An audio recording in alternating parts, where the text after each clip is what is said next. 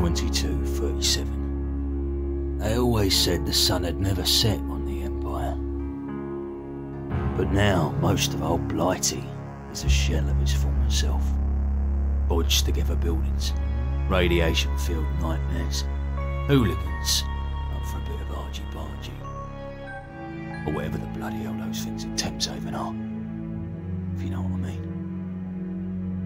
In fact, the closest semblance of structure we got is the Daft and Barmy boys over in Lambeth. Only they won't budge except for a couple of rows of leg. So in a nutshell, it's all a bit Tom Tits these days.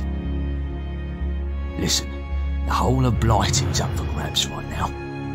Nobody's heard from Her Majesty for ages, and frankly, people are cream-cracking hearing the gentry's orders from behind their walls. Especially when Tunnelcoff's out there making things go bump in the night.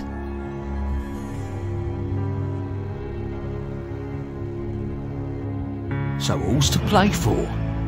Each wanker out there wants a part of the pie. The question is, who'll it be? The last vagabonds of London's gutter?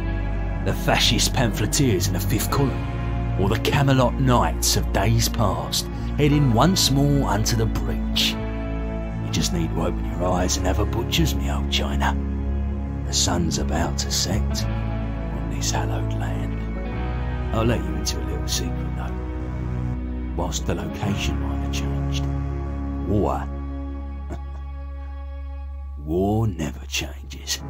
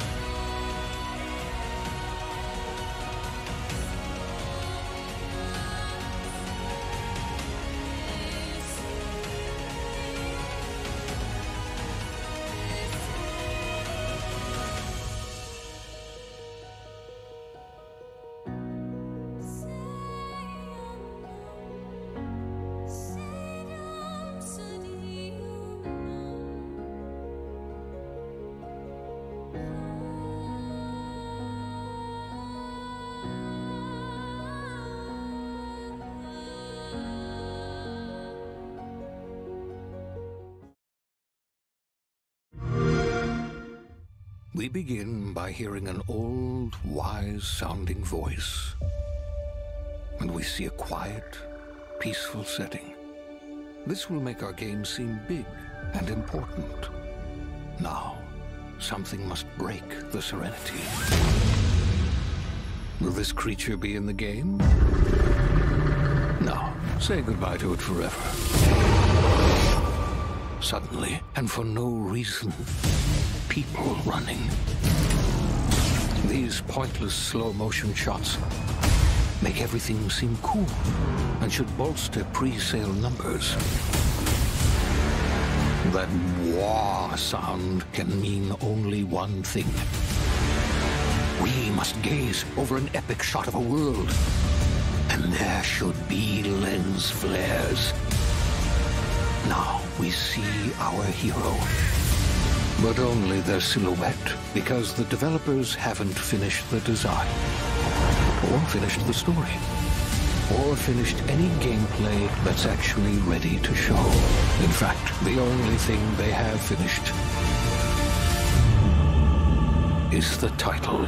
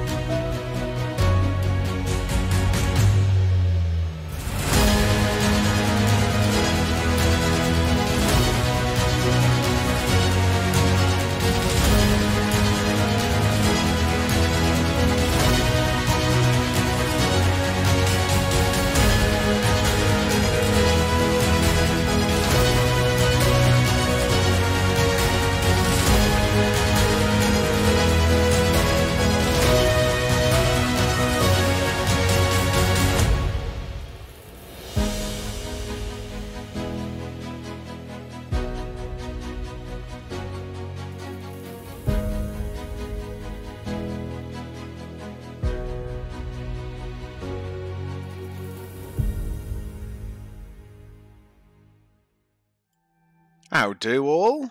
How are we all? Welcome to Sunday evening / afternoon Maker Stream. We are JRDF. I'm JR. That is Westbrook Drew above me, sitting on the other side of the pond to me. Yeah, welcome. Welcome everyone in chat. Scrolling up, so many people. Who are these sexy boys? It's us, of course. All the cool people. How dare you? All the cool people. Yeah. So yeah, trying to think what's big new thing here. You'll obviously see I haven't got a green screen because I'm not in the same room. I've moved my desk. I've moved everything around. I'm now actually up in the 3D print room. So I was doing the audio check with Drew with my nice mic, and worked out it can hear all the 3D printers whirring away and all the other equipment. So I'm on my headset mic at the moment, so I'll try and fix that. I may or may not do a green screen for in this room. I may just put more interesting things behind us. Pac Banu, thank you very much. You mean this? I like that, actually. That thing. We'll be talking about that thing. Soul.crate, thank you very much for the follow. Thank you to all the other people that give us a follow in the lead up to the stream as well. It was pinging away quite a lot. We should probably have a little bit of an update to our path to Twitch affiliate. Yes. Those very eagle-eyed will notice that we're going down rather than up on the most important one, which is different days streaming. The reason for that was that we went away down south to help Callie's parents put up this room in their back garden. So the couple of streams that happened before that have now dropped out of the 30 days. So we were actually got up to 6 out of 7, and now we're back down to 5 out of 7. So this will be number 6. So Wednesday will be number 7, and then we're at affiliate. So because I've never done the sort of subs and the sub tiers and all that kind of stuff. I have no idea what we can and can't do, what we can and can't offer. So once we've got access to it, we're going to have a really cool look at it. If any of you guys have suggestions of what you'd like to see in the tier subs and what bonuses and benefits you get from within Twitch, please let us know, because I haven't done it in ages. We do want to do some giveaways, I think. So I know GHG used to have this thing where everyone who was following the channel could enter a giveaway, but subs got more tickets basically when they entered, and depending on your sub level, you got more and more tickets. So we'll definitely do that. That's one thing we can do. But yeah, throw suggestions in chat. So what you been up to? It's been a week. What you done? Yeah, I got a big old box of new goodies for my form. So I got a couple new resins. I got some trays. I am very, very, very excited about trying some of this new stuff. I got the Rigid 10K. I got the Tough 2000. I'm so looking forward to seeing that Rigid 10K. I know. I can't wait. I can't wait to do some cool stuff with that. And then I got a bunch of the model resin, so I'm going to be doing some test prints. We talked about that earlier. So, the 1-to-500 stuff, just doing, checking that out. We want to see the results of the diorama pieces in the Tough 2000. So yeah, there's going to be a lot of printing going on. I'm really excited about changing things up a little bit. I've been running my clear for a while now, so it's everything's. I got my service plan renewed. I got everything good to go, so we're ready to print. So I'm excited. Fantastic. We've had issues with the clear. Without saying what model that we're having the issue with, just explain to everyone kind of what the issues we've been having with the clear print, because you've been trying to fix it at your end, haven't you? Yeah. So unfortunately, mechanically, you can only do so much as far as clarity with a 3D print. So it really comes down to orientation. It comes down to the model. It comes down to a couple different things. And we've been trying everything under the sun to try to get this to be a clear print, like nice and see-through, and it looks good, and it's smooth, without any like post-processing or any major stuff that has to do with it. So sure, you can print out. I don't know if you saw the Adam Savage. They were doing eyeballs in 3D printing, and dude, it is wicked cool. It is wicked cool, and they use it for model making and things like that. But they polish it, so they print it and then they polish it, and it makes it completely clear. Like it just looks like it's an eyeball. It's intense. But obviously, we don't want to be, polishing every single screen that goes out, and so we have to kind of get a compromise where it's not like the old Gray Cat screens, where we switched the ones that were the gifts to the resin, cast and all the different things. I was jumping into this because. Couple of reasons, just to give a little bit of our history of clear printing. So these are not the Grey Cat kit models that you buy, the PTVs.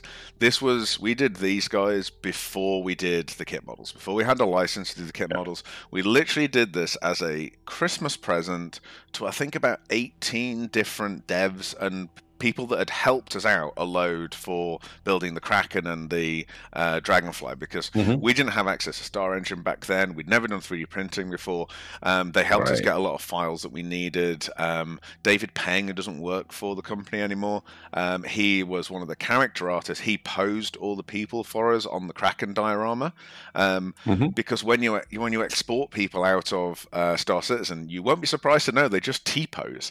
So unless the whole Kraken was just people T-posing, which would have been very, if we'd had some little benches and people just stood on them just T-posing, that would have been very accurate. We should have done one. We should have done one guy T-posing on a Dragonfly or something. But so these were just gifts. Hilarious. It would have been hilarious. It would have been so funny. So these were just gifts, and this is the normal clear resin. on these screens. No tricks done onto them. They just were really frosty. Yeah. They let light through. Hello, Roland. Welcome. They let light through, and that's about it. When we got to the actual kits, by the time we actually got that to the kits, then they are now crystal clear. They are proper clear. You can see you can properly see them, so they are cast, and they're cast out of the resin I am horrendously allergic to, so we had to get someone else to do them for us, and they cost a tenner each. So to have made, and that was the problem. I mean, the Grey Cat at the end of the day, the PTV was very much our test case for for kit models and stuff. But yeah, hugely expensive to have each of them done.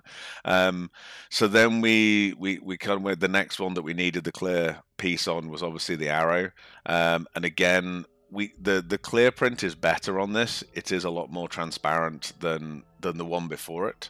But it is still not perfect. We coat them to try and make them a bit more transparent. They're hard to polish. They're hard to polish because it's such a small, and it's not a smooth thing because it's got the struts, it's got an inside and outside. You have to polish both, so that is a pain. The Form 3, in theory, because we've done all of our clear prints on a Form 2, the Form 3, the one sitting behind Drew on that bench, in theory does better clear printing than the Form 2 does. I've not tried it yet because since we bought our Form 3s, so I mean it's not horrific, but it's the thing that we've always wanted to get better, and it's difficult because we are getting there. One of the big issues with casting them, other than the cost, is that there are very few resins that allow you to cast something that thin. There's only 2 made by Smooth-On that will go down below 2 millimeters thickness, and that's because when a resin cures, it's an exothermic reaction. It gives off heat, and it actually needs heat to cure. And when things are too thin, they don't give off enough heat and they don't cure. So what you actually have to do, even with the specialized thin stuff, is once you've poured it, once you've degas it, pour it, pressurize it, you pressurize it for 4 hours, you then take it out, you put it in an oven at 60 degrees Celsius for 14 hours, and then it'll be cured. And because it needs all that heat to finish its curing. So one set takes 24 hours to make. So you've got to make a mold that you can do at least 20 of them in, otherwise it's weeks and weeks and weeks to get anything out of them. So it's been a bane. It really has been a bane. Now we don't have the same issue with the Karak, interestingly. So that's a good point too. It's a good job, isn't it? So the nose on the Karak, this is on autofocus. We'll see if it annoys me. The nose on the Karak that fits in the end here, just slots in. This is going to be solid clear resin with the sort of bridge deck and seats and things cast inside it if we can get them to survive our print, and then we'll cast them inside a block. Because this is a much chunkier piece of solid resin once it's cast in clear, we don't have that same issue with the wall thinness, so we have a much larger choice of resins. Plus, we're going to tint it slightly blue because the Karak's screens are tinted slightly blue, and that will allow us to use even more resins because we're not having to have one that's crystal clear because we're putting a tint in it anyway. And the difference being is that a standard clear resin has a slight yellow tint to it. It's still perfectly clear through, but it's got a slight yellow tint. So if you want something that is what's classed as water clear, you have to use the special stuff that I'm allergic to. And it's just a hideous chemical, basically. But if you're going to tint it anyway, you just have to change your dye slightly, to get the blue. You just have to use slightly different colors to get the same blue, because you have to account for this ever so slight yellow tint to it. So that's cool. So I'm not worried about the Karak. All of the Karak's windows, because all of these windows will have windows behind them, so that someone can light the inside and get it to shine through all the windows, including the captain's quarters. We've managed to get the captain's quarters in. They will be fine as 3D prints because all we want them to do is glow. We don't want to actually see through them. We kind of want them to be frosty because we just want to light them. So that's absolutely fine. Doesn't matter about those; they can be 3D printed. So we're not. It's not the Carrack that we're having issues with. It is another 1-to-100 chip. Say that. And we're having a similar issue with the Arrow. It has a bigger screen than the Arrow, and we actually finished the drawings for this ship last December. I think it's been sitting as a completed model, other than this one fucking component, for over a year. And it's just it is so annoying. It is so annoying. Thank you for the people that have been congratulating us on our congrats to the partnership. It's like yes, and I'm not complaining. Do not get me wrong. I'm not complaining. We've been official legal partners for 2 years. But now I'm not better. I'm not better. We're actually friends on the internet, so it's fine. I don't mind that we're only just official partners, even though we've been doing this for so long. You guys know that. You've been around. But it's been Alec Blackwell, 1884. I don't think you're that old. I've got to be honest. I don't think you're that old. Thank you for the follow. But we've got a page on the RSI website, which is really, really exciting. So I thought, for anyone who hasn't seen it, I'm sure most of you guys, if not all of you guys, will have seen it. Can I say it? Can I say it? Yes, of course you can. It's robertspinksindustries.com/JRDF. Exactly. Yes, and it was That's so cool to say. No, it is, and the great thing about this is obviously tweets and stuff help because it stirs the pot, gets people asking questions, we interact with them. That's always really good. I really enjoyed that side of this.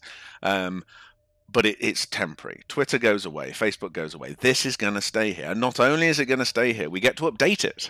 So we get to change it and renew it. It's not going to be a static page. We will actually get at least a quarterly update to update, like when the Carrack comes out, when the 1-to-500 dioramas come out. All this sort of stuff will be updated. So it also gives people a bit of context as well. That who we are and what we've done, so that's nice, and hopefully that will reassure people, that we know what we're doing. Maybe. I mean, there's a ton of people that recognize our work, and recognize what we've done for CIG, but it's kind of like the connection between those two things. Like we did the Kraken and the dioramas and obviously the Dragonfly that how many people sat on that day? So 820. I was there. I counted. That's a lot. It's a lot of people. It was a long day. And so it's just connecting those dots, and we put in the time and effort and energy and passion as much as we did for those big bespoke items as we do for the models. Absolutely. And bizarrely, this is the thing. We put a lot more time into the design of the models, the kit models, than we did on these big builds, just because we didn't have time to. When you think that both the Kraken and the Dragonfly were done and delivered within 3 months, we've spent longer doing the Carrack than that. Just the design work, not building it, just designing that Carrack has taken longer than that. So the models do allow us to get it right, and that's the cool thing about. I really enjoy. Like my dream for this company is to have this wonderful combination between the merchandise and the events, because I love events, absolutely live for events. But pretty much every event you go to that you've delivered, the goal is delivery. You deliver it. Yeah. If you make something that is perfect but it's a day late, you didn't do it because that event was that day. No second chances, no late, no late delivery. So you deliver every time. And yes, of course, there's always things that you have to go, if only we'd had more time, we could have done this. My big thing with the Dragonfly that I regret on the Dragonfly is we didn't have time to do the weathered paint effects on it. So for anyone who saw our the repaint of the GSS unit that we took to the last CitizenCon in Manchester, we did a full metal worn paint effect, and with this sort of paint, it means you have to layer down the metal paint underneath and then put the top coats on and then really carefully weather it back and then seal it and then top coat it again. I would have loved to have done that on the Dragonfly because it just looked a bit too new as it was, but I guess I allowed it. it was fine as my narrative because, oh, well, it's an event. It's like you're going into a car showroom. They're not going to put a battered car in it, even though it's Drake. Right. Drake might, to be fair. Oh, no, it comes Right. this fucked up Exactly. from the start. Peeps fall off my ship. Yeah. Oh no, that's standard, sir. For no extra cost. But yeah, so that was the only thing that I would have changed about things like the Dragonfly, as I like to have spent literally just another week painting it. I mean, we painted the whole thing in about 3 days in the end. Just all the parts, and all the parts separately as well, just as we did it. So I would have liked an extra 5 days to have done proper lead paint on it and stuff. But as I say, you can't do that for events all the time. You don't necessarily get as long as you'd like, and it's just how it is. But yeah, this is being also said, though, the GSS unit. I recall that you did quite a bit of rework on that one. yes, I did, but I never built that for an event in the first place. That was just a fan project. So I always had as much time as I liked for that one. So that was fine. That makes sense. This is my favourite picture as well of people on the Dragonfly. And it's Zocli and... oh, God, who else is on it? I can't remember who the other... It's Zocli. I can never remember because he's sort of facing away. Cal's will remember. She remembers everyone. And it's my favourite picture because Saurus, thank you. The daylight level was just coming down slightly, so you really saw in the photos the blue glow without it being all you see. It's like it was just the one photograph. Just as the light was coming down, each picture gets better and better, and then sort of worse and worse because it got too dark. That is the one I love because you really see, because all the engines had the full blue rings on them, and even had dry ice that came out the bottom, but it was just outside and windy, and it was just no one noticed until it was really dark. You couldn't really see it. But yeah, so that was cool. So as I say, just reassure people, who we are. And show the models off. I will, when we redo it, I will have to note they do this weird cut now on the I page. noticed that too. But that's fine as long as we know about it when we redo the pictures. We'll do that. Kind of nice little link to the tutorials. There's a couple of people asking in the Discord server. If you're not part of our Discord server, please join our Discord server because if there's any questions you have about our models, either pre or post purchasing them, there's loads of people, including us, that will answer all your questions and help you out. And we've had quite a few questions from people who have been in there for a long time. And I obviously haven't hammered home that we've done these tutorials enough. Like I mentioned them in passing occasionally. It's like we have done loads of tutorials now on how to build these models. Especially things like the magnets, because we are one of few sort of companies that supply magnets with our kits and stuff, and they're only 3mm by 1mm magnets, so they can be a little bit wily. So there's a whole video about how to put those in and not lose your mind. So that's good. Also about the free parts service. Ewan's dodged out, but he was asking questions about the spare parts policy. It doesn't matter if you break it or you glue the magnets in the wrong way around. Doesn't matter why you need a spare part. Doesn't have to be if it's our fault, we'll be sending it to you with no shipping costs. But it doesn't matter why you need a spare part for the kit you have bought. We will send them to you, at just the cost of postage, because we don't want you guys to be scared to put these together and to try it and to get on with it and do it.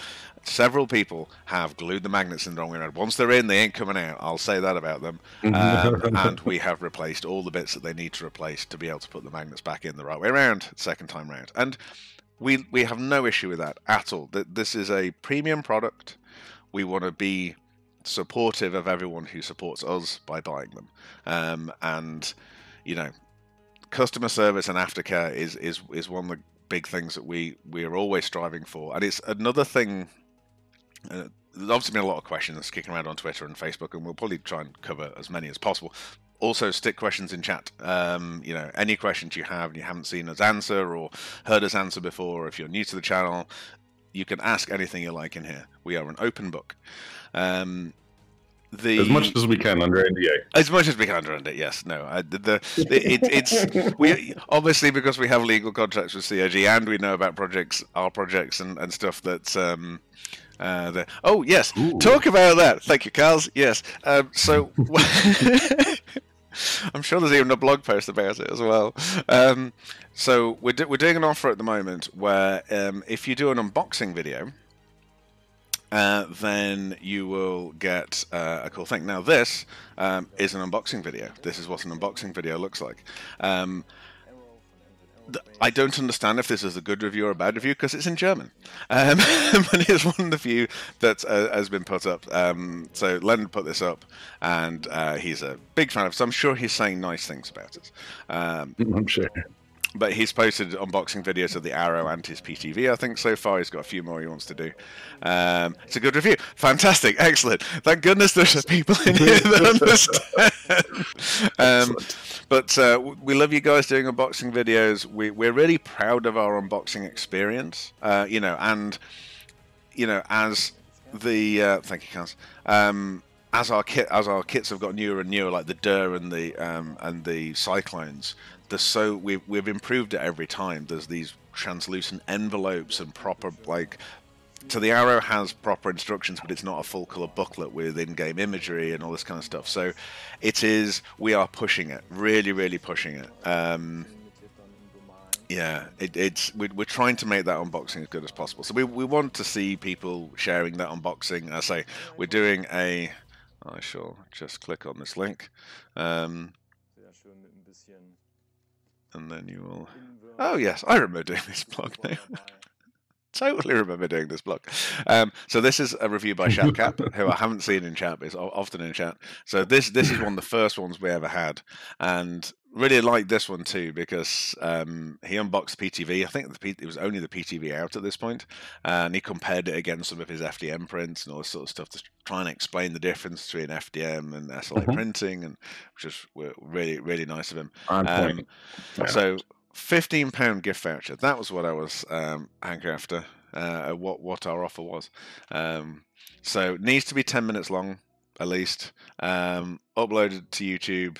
Taggers on some sort of social media and Robert Space Industries, and only one unboxing per kit model. So don't do two unboxings of the same Arrow, but you can do as many unboxings of as many of the kits you bought from us as you like, and you'll get a voucher for each one. So flood the internet with unboxing videos, get money off all the lovelies that are coming up. So yeah, so that's cool. We'll do an ad for that at some point. Yeah, no, I love seeing people unbox them. Flan did some amazing unboxings of. I think he got 3 at once, and he did a hugely long video of him unboxing all of them, and it was really good. I like to see. I'm always nervous when people do live unboxings, like Detox did a live unboxing. Yes, thank you, Flan, you are here. I loved your unboxings. Make sure they're 10 minutes long and do the things in there and get vouchers.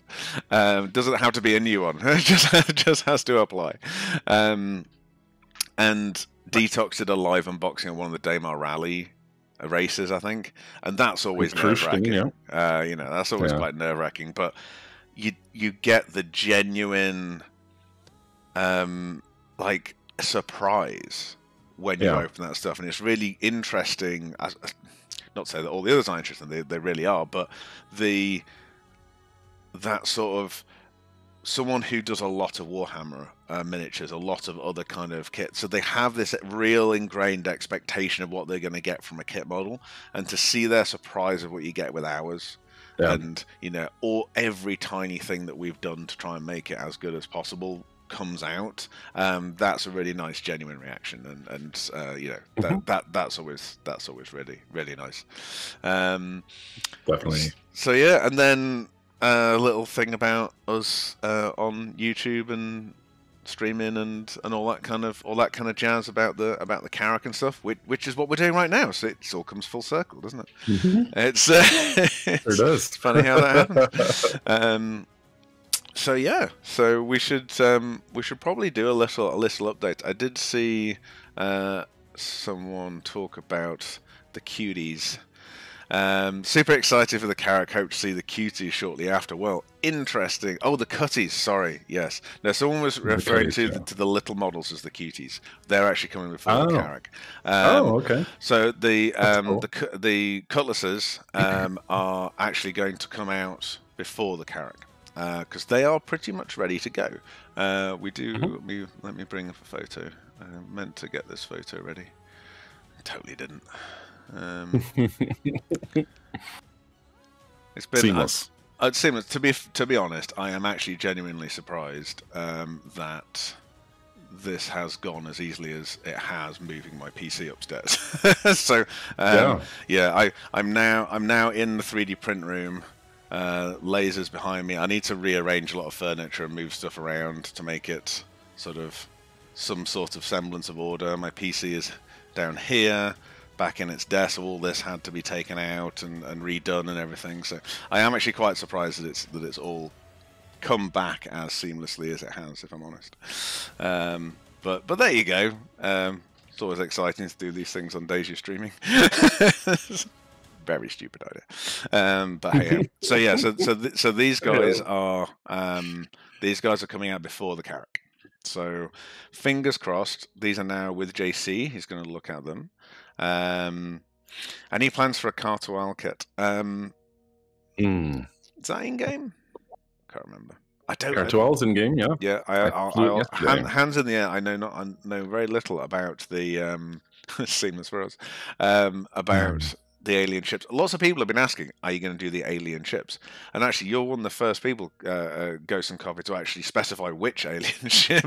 And that's the thing, obviously, we're always up against this whole thing of there being so many ships in game.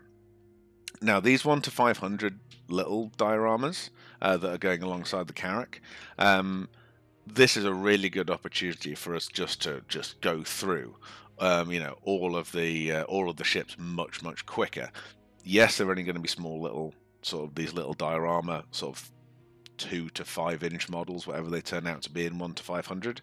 But it does allow us to get them done in at least one scale for people who want a model of them. And then the ones that are really popular, we can swing back around and do them in another scale. So, for example, obviously on this screen here, 4 out of 7 of them we have done as other scales. We already have an Arrow, we have a Max, we have a Dirt, we have a Freelancer. So we already have them in one scale. We're doing them in a second. There's no reason why we don't do things in more than one scale. In fact, it's a bit easier because with those 4, we'd already done a lot of the design work. We obviously I'd already done the Pisces one because I needed the Pisces for the Carrack. So we always knew we were going to need the Pisces, obviously for the Carrack. So someone was asking about that on Facebook, I think, and all of these 7 are will be available in a couple of weeks, literally only a couple of weeks, as diorama kits. So as little clamshell dioramas for any of them who've seen our dioramas before. We could go and just look at the diorama kits, you know what you're looking at. So this sort of thing. So they come in little clamshells. Some of these ships will come in a bigger clamshell than this because they don't fit in these little ones because they are quite a bit bigger.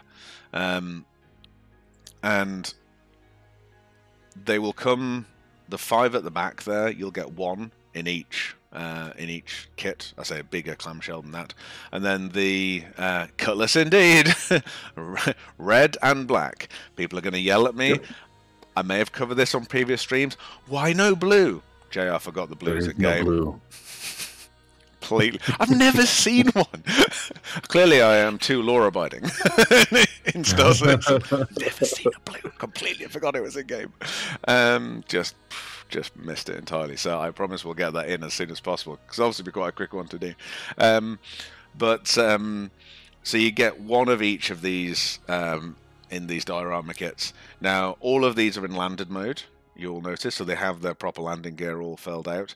The way we've approached landing gear with these diorama kits is that the 5 at the back, the big ones, or bigger ones, they will come with landing gear retracted and deployed. and you sort of glue in, you build it how you like it. Now, if you were very clever and you used what I class as a temporary glue, like a Yoo-hoo or something, you could put them in and then pull them out later without ruining the model. So you could swap them. In flight mode, they also come with a stand, so you can have it in and display it on a little stand in flight mode. So that's cool. The smaller ones, the Pisces and the Arrow, it's not practical because they're much smaller models. They're only just over an inch. Obviously, they are to scale, the 1 to 500, so they are really small. So to that end, both those, the Pisces and the Arrow, actually come in a pack of 4. So you get 3 in flight with stands and 1 landed. So Pisces and Arrow are a good example. The landed one has its wings up, has its tail fins up, has its landing gear out, and then the in-flight one has them all flat and no landing gear and a hole for the pin for the stand. So that's how we've sort of got around that problem. I also didn't want to just put 1 to 500 Arrow in a blister pack. It would be ridiculous. So you get 4. So you can have some good fun sort of painting and playing with those. So that's cool. So yeah, fingers crossed. These are going to be hitting real soon. Not soon TM, actually soon. Actually soon. Which is really exciting because it's like I've been literally playing with these on my desk for a while now. And it's like these are I've actually got some Pisces on my desk. Perfect size for the desk. Yeah, they're proper desk toys. But I mean, like, see the size of it really made me realize how big the Carrack is. Carrack's a beast. So that is actually a what you'll get in the Pisces kit is those 2 prints of 2 each. TM, yeah, absolutely. So that's really cool. I'm really looking forward to it. So they will be out before the Carrack. The Carrack will be hot on their heels, really, but they're still. We'll go through where we're at with the Carrack in a bit, and see where we are. So the alien ships in this 1 to 500 will be very, very doable. We've been playing around. Unji has been helping us with this as well, trying to get the texturing on the alien ship so that, like, on the Banner Defender, we can get that really cool texture on the wings and stuff. It's not just panel lines. I don't want to not have that come through on the model. However we have to do it, I want that to be visible. Same with things like the Avenger. I said Avenger. Oh God! Someone hold #. Oh no! Hold him down. It's the same thing with the Avenger. That really cool kind of heat shield texture I want on the models. Even on the 1 to 500s, I want to see it somehow. That texture. He's listening. Yeah, so Alec Blackwell, I mentioned the 600i. Yeah, so the 600i is it is tricky because of how much clearer it is. The 300i, again, certainly the 300i should be relatively quick in this 1 to 500. Again, because as you can sort of see on these, we haven't done the canopies clear. There's nothing inside them, behind them, so that's just going to have to be done with a paint effect. These are, obviously really small. Now we do have a quick chart. Where's my quick chart? Here's my quick chart. There we go. Oh yeah, this takes an age to load. I do apologise. This is like a 16K image or something ludicrous. I don't understand why. I think it's because Chrome just struggles with it, to be honest. Chrome's struggling today with everything. Yeah, I don't know if anyone else has been having this. Drew was having loads of 2000 errors on Twitch and has had to go to Microsoft Edge. And Microsoft Edge nearly fell over. It's like, what do you mean you're not just using me to download Chrome? I have to do things? Another website? I've never seen another website before. What is this? What is this? Yeah. I hate Microsoft. I have no idea what's going on, but none of Twitch will work on Chrome for me right now. So that's not good at all. So this is our sort of quick and dirty chart of 1 to 500 sort of ships. So the ones highlighted in orange are ones that are coming Q3, so effectively starting in the next few days, we're into Q3, and the ones in purple are Q4. So all the ones that are highlighted on this in orange or purple are basically the ones that will be coming out this year. So all this year. The rest that aren't highlighted are the other ships that we could do. So these are actually currently all of the ships that we can make models of. Because they are in-game, not Vanduul, and yeah, that are flyable in-game. I'm even putting the Idris in there, even though we can't fly it yet. I think it's finished enough. Although those 3 on that side have their own issues due to their... Deus Maximus, thank you for the follow. They have their own issues due to their gargantuan 20-inch long size, because they are absolute behemoths. But that's a separate issue. So... say this first drop, Cutlass Red, Cutlass Blue, Freelancer, Freelancer Der, Freelancer Max, Arrow Pisces, and then the Carrack, obviously. And then Q4, Hercules, C2 and M2, MSR.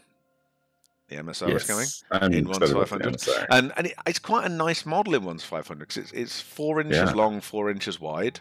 We have our obvious... our scale for how big is an MSR in sort of JRDF size. It is 1 Carrack arse. So it actually turns out to be about the same size as the aft section of the Carrack. With these being its wings and stuff, it's actually quite similar. If you imagine this is an MSR, this is the size it's going to be. So it's not it's a big diorama. It is going to be a diorama rather than a kit. It's to be the biggest diorama we've ever done. But yeah, so that's how big an MSR is. 1 Carrack arse, and we're also doing the Vanguard, the Sabre, the Mantis, the Freelancer Miz, the Gladius, and the Buccaneer. So they are all coming in this year as well, in Q4. So we now want to know what else, what else people want. There is, interestingly, only 3 kits left. That is not a giant kit. So this row here, the normal size kit models. So by the end of the year, we'll have Hercules and the Carrack out. So all there's left, which blew my mind, is the Hammerhead, the Starfarer, and the 600. Now, the 600 in this scale, I'm actually interestingly not that worried about the clear print. Going back to Alec Blackwell's question, it comes in at a 7-inch model, and the clear parts on that sort of size model, I'm not too worried about. It's when we were thinking and looking at doing it as a 1-200 model, which was pretty big, to say the least, then we start to get into real big issues with the clear parts. So I'm not too worried about that. If that was the first Origin ship we did, that would be fine. And certainly the 300s, the 100, all that kind of stuff, that sits nicely in these little dioramas anyway. The sort of, you'll get 3 or 4 in a pack sort of thing.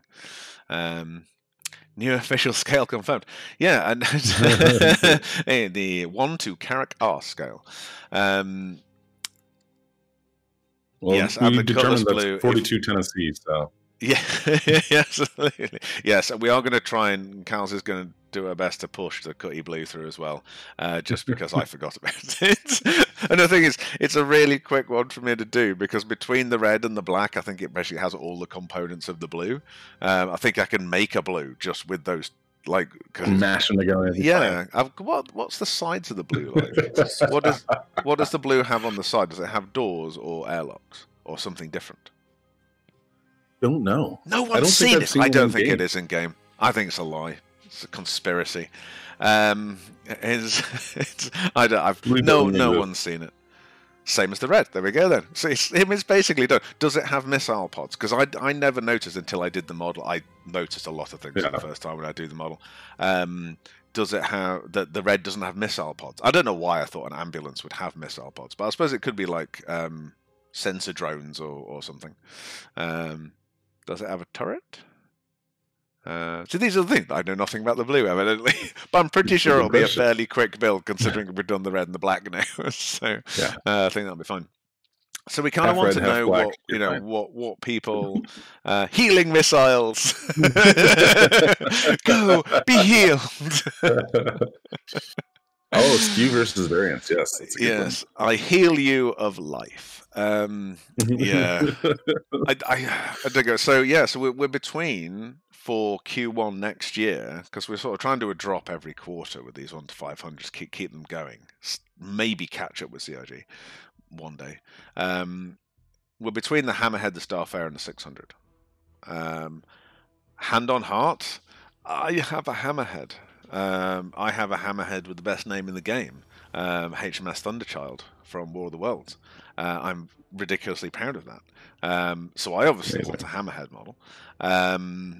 I also kind of want a Starfarer model as well, because I'm a bit of a Misk fanboy.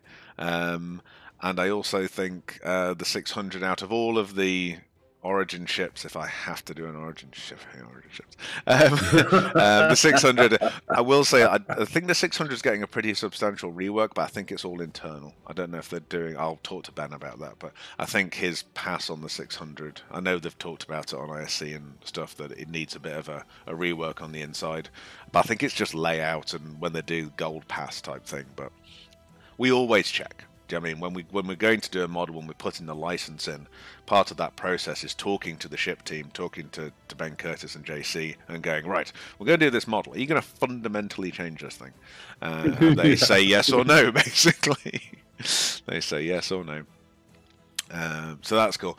890 is a long way down my list. I've got to admit, the 890 is so big. It's what, 17 inches long.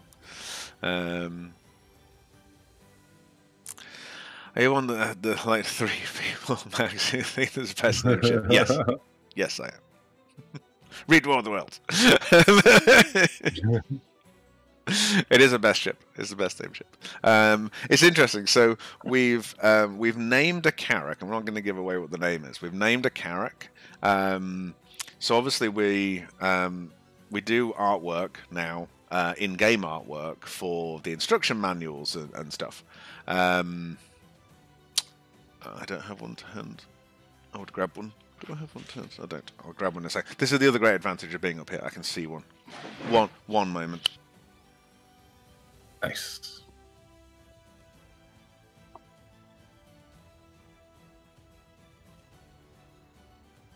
This is a great advantage of being up here. So we obviously have these instruction manuals now. So we don't do real images of the painted models because it basically added a month to getting the kits out, because it meant that we had to have the model signed off.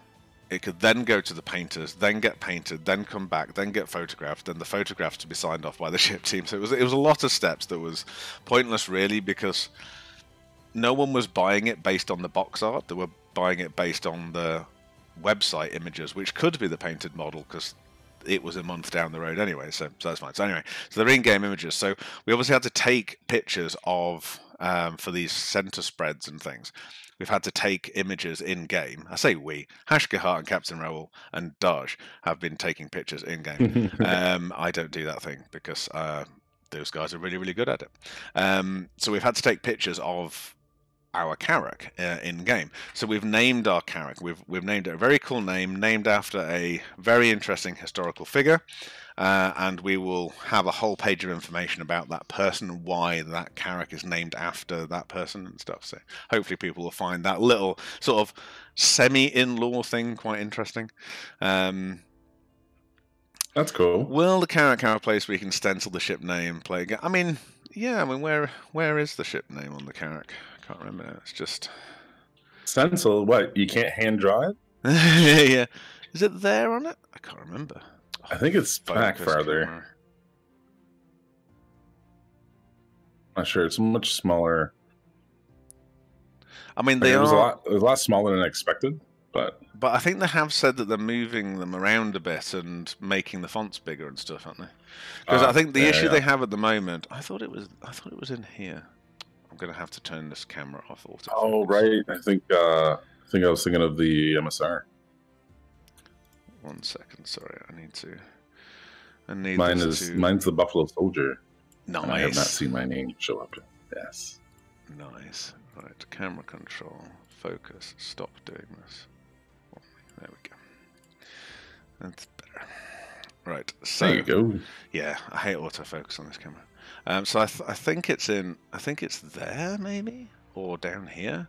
But I know they're having an issue at the moment because it's like up to 32 characters, so they have to be able to fit 32 characters. But the font doesn't scale up if you have less than 32 characters. So I think they're fixing that. So if you have shorter names, it will be a bigger font, so it takes up the whole of it. What fantastic names in chat! I know. I was reading them. That's great. I love the Sir David Attenborough. The thing is, you do realise you have to name your Pisces Boaty McBoatface. For all those who don't know, there was a very infamous competition. Yes, excellent. There was a competition in the UK to name this new British research vessel, this Arctic Explorer research vessel, and you should never let the British pick a name for anything or do anything like that. We don't take anything like that shit seriously. It's just you're not going to get good things. And the winner was Boaty McBoatface, and that's where that whole meme and everything has come from. Was us deciding bloody name for this ship, and they basically turned around because we're British and went, no, stop being stupid, we're not calling it Boating McBoatface. So they called it the Sir David Attenborough. But there is a DSRV submersible on that ship which they did name Boating McBoatface. So there is a Boating McBoatface submarine that is based off the Sir David Attenborough. So that's why I said you have to name the Pisces Boating McBoatface when we get to name them. So no one is allowed to call their Pisces Boating McBoatface except Sol.Create, because otherwise the internet will break. It will break the internet. Won't have it. Nice, Desert. Yeah. Nice. You all got such good names. I like it. I really do like the naming thing. I also like the fact that they are unique. I know people have been whinging about that, but it's like, it's a name. It sort of has to be unique. I think it's part of the fun of it. It's part of that getting a reputation of a ship, isn't it? It's that 100%. Yeah. Yeah. I do kind of like it. Yeah, and you know, I think that you'd really get more of an effect. It's not like, hey, it's just this one person. It's that ship. Oh yeah, crap! Like the infamous you ship. Get out of here. Exactly. It's like, exactly. Oh crap, Thunderchild's here. So, yeah. So you know, it's just like, it's like, oh, it's okay. It's a Thunderchild's JR. So you're just gonna go drive it into a like mountain anyway. Be fine. You can't land for shit. You know. There's the whole thing. Just like the muck useless has arrived. Don't worry, boys. We'll be fine. There'll be such great names. Oh, so yes, yeah, absolutely, really great names. Good work, people. Good work. But yeah, so we kind of have those to play with. Obviously, there will be new. I did see someone way up on the chat asking about the Beamer. That will probably be. I sort of have in my head. We need to find out when it's going to come out, but I have that in my head as probably the first. I'm late. Hi, James. Welcome. It will be interesting to see when the Beamer's going to come out. I think it might be our first proper big alien ship kit model. I could see that being the case, because how big is it at the moment? It's going to be Karaki size, isn't it? Or is it even bigger? I can never remember. I know it's got bigger and smaller and does all the things that the Karak did. So if it ends up being this sort of size, then that would be a fantastic. That would be a fantastic 1 to 500 kit. So that'd be cool, and I'm sure the Beamer will be quite a popular ship as well for people to get. And again, so the Karak's obviously like a 10-inch model. You know, so the Karak's is a nice size. It's the biggest one we've done by quite a way. And yeah, I'm liking the detail. So this was the print that we saw last week. What's happened since then is we've reprinted this nose. So for those with great memories, we had a slight issue. Where's my focal point? You're auto-focusing against you. You bastard camera. Stop it! I insist you stop it.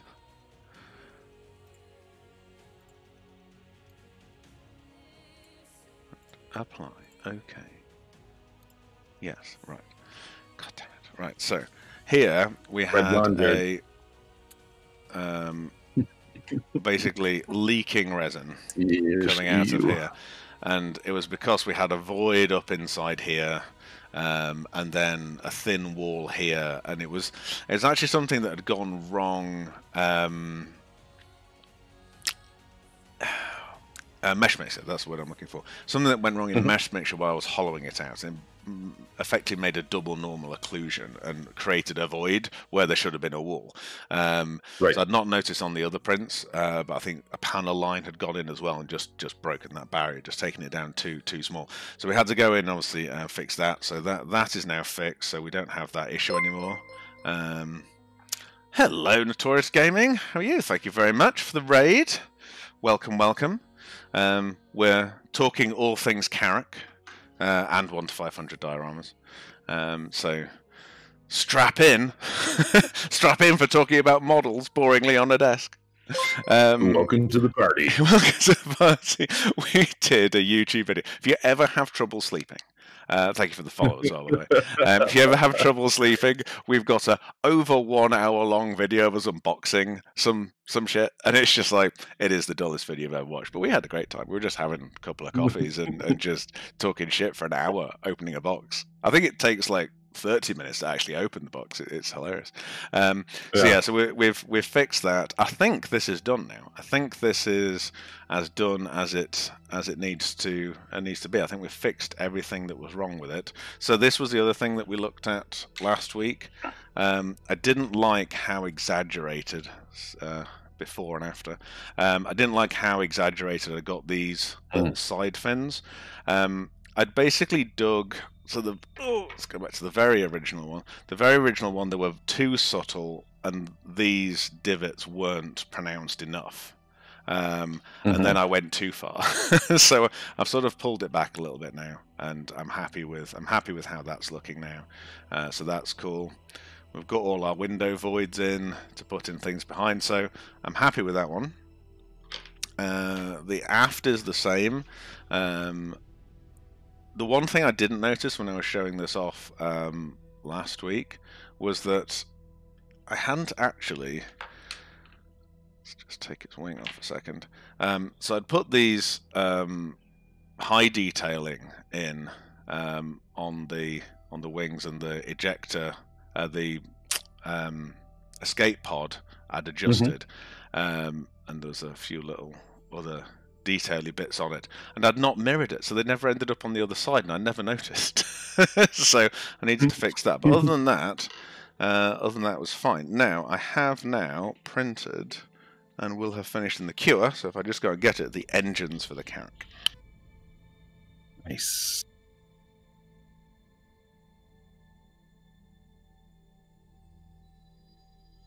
Anybody who wants to get their own officially licensed models can go to jrfabrication.co.uk.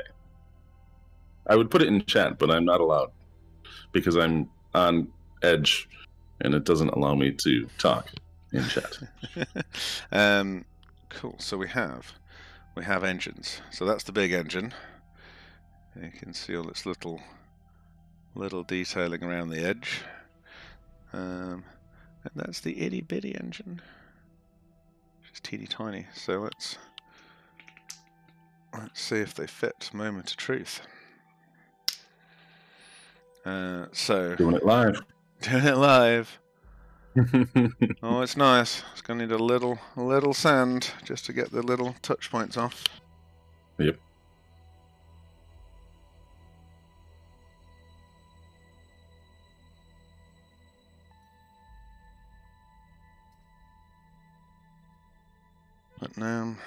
It's looking good. So yeah, the engines are quite fun. So wanted to ask opinion of people. You people who are looking forward to this Carrack. We've obviously done all of the windows and stuff, and there's going to be pieces that go in. There we go. Look at that, perfect fit. Let's do the others. There's a people who want to light the engines as well. Now, on the Freelancers engines, we did actually have like a separate nozzle core in the middle that you can light, but this is way smaller than the 1 to 200s Freelancers engine, so we can't do it on this. So what I did think was, there we go. What I did think was that we could do is either print them in clear, so that people can paint where they don't want it to light up, etc., etc. Or because they're a really small print, let's be honest, they're not. This isn't at all a big print. And since we're doing quite a lot of clear parts anyway, is actually to put two sets in, put a set of clear engines and a set of and a set of these model resin engines. It's not going to. That'd be very cool. I don't see why not. I mean, the thing is, this has. Where's one that's off the scaffold? There's a huge void inside here. Loads of room for LEDs and batteries and stuff. And originally we had this as a solid piece, but we've actually carved it out. So there is a pocket in here to get batteries and all this sort of stuff in, and then there's a plate that goes over the top. This plate will have detailing on. We need to invent that basically, because currently in game there isn't any. It's just flat because the cargo pods hide it, and they've not done the geometry behind it. We've made up some already because we've put some in here either side of the door and on these sides. So I hope JC likes it because I made it up as I went along.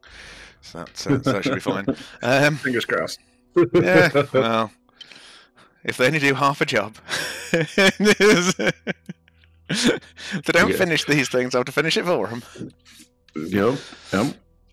So let's get this last engine in. So we're just taking this. So touch points are on the bottom, and this is what we've said a lot about. Tips and tricks for 3D printing stuff. Never attempt to print something in one go. It's a fool's errand. Always try and split it up, because sort of in this case, we've put all of our touch points on the base of this engine that's going to get glued in, so we're never going to see them. So we don't need to worry about them. We just give them a quick sand. And it's the same with these bits. You can sort of see we've got a couple of touch points here, but other than that, there are no touch points on this model that are on the outside surface. Now, if we printed this as a one piece, the whole back or the whole front would have touch points all over its surface, and then you wouldn't be able to have all these panel lines and the really nice high surface quality, because there'd be touch points everywhere. So always split models, so that you can basically hide your touch points. Just makes it easier. I mean, unless you have a printer that doesn't require supports, then you're going to have to figure out a way to make sure that your model is supported. One, it's supported well, so you don't have a failed print, which we know that.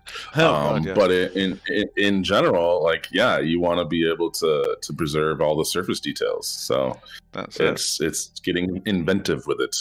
Oh yeah, and you want to try and make the seams as complex as possible sometimes, so it's not just a straight seam. But yes, that looks nice. I like it. That's looking really good. Those engines look really nice. Really nice. I got to stop doing. I know that's a different meaning in other countries. So, but yeah, no, it's in my opinion, it means awesome. Okay. There you go. Let's just leave it there.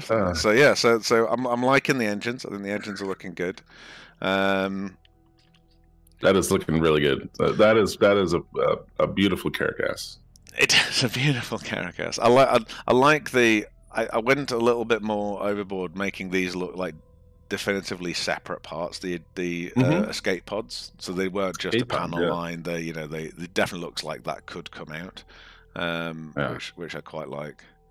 Now, those are the escape pods for whom? Are those for the turret guys? Or I mean, they presume seem for like- the engineers. I mean, there's six. There's 6 on the front, which Okay. is just behind the bridge, which is sort of either side of the corridor, I think, as you walk out, and then 2 on the back. So I assume that is engineering and stuff underneath all that. Gotcha. That makes sense. Yeah, Huh. I think that kind of makes sense. And it's not a Drake ship, so people are allowed to survive. You know. Would it make production more difficult if you split the front fuselage in 2 parts, top and bottom? It wouldn't. Would it make production harder? It wouldn't make. It would make production more expensive because you'd end up with 2 equally sized prints. Effectively, the size of print is more dependent on its height in the printer. The other issue is that you'd end up with a seam running all the way down. Now, there is sort of a natural seam under here. Get it in the camera, and you could cut it all the way down here and get that seam. So yes, you could. The biggest issue we've had with this is getting all the garage detail in, getting all this detail in, because it's open at the front and open underneath. I think people will manage. I think a lot of the sort of the clear prints will have to be put in before you join the aft and forward sections of it together.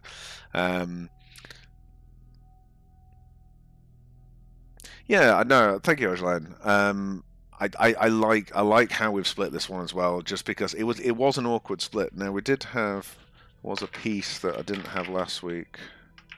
There he is. So we did this split at the top here, and then I've actually done a sort of slight joining, separated this slight joining piece out again to try and hide the split line as much as possible. And we've actually hidden the split line underneath in here as well. So it is a subtle one. It is the most complicated split we've done on a ship. But I think it had to be. I think it had to be done that way, because the issue with the Carrack was that there isn't a natural nice split like there is on the Freelancer and stuff that just very subtly just goes all the way around the ship. It's just they're very handy for that. I'll put his wing back on. I like the wings as well. I was worried about the wings on the Carrack actually. Because they're so complicated from a point of view of let's just let that focus. There we go. Because it's so complicated from the way it does its landing gears and stuff. I thought, it's going to be a huge thing to have 2 complete sets of these wings, but actually the wings are, I call them wings, not really wings, are they? They're barely aerofoils. They're so small in comparison to the whole ship, they're not actually a big part to have as a separate part. So, cartography deck, thank you very much. So people get to survive in the Carrack, which is very nice. That's very nice of them. So that's cool. Looking out for the customers, Absolutely. So I'm pleased with those engines. They're a pass, absolutely. So I think we'll do them in clear, and do them in the model resin. So I'll just show you actually while we're here and talking about this. Let me open up this and then we shall show you.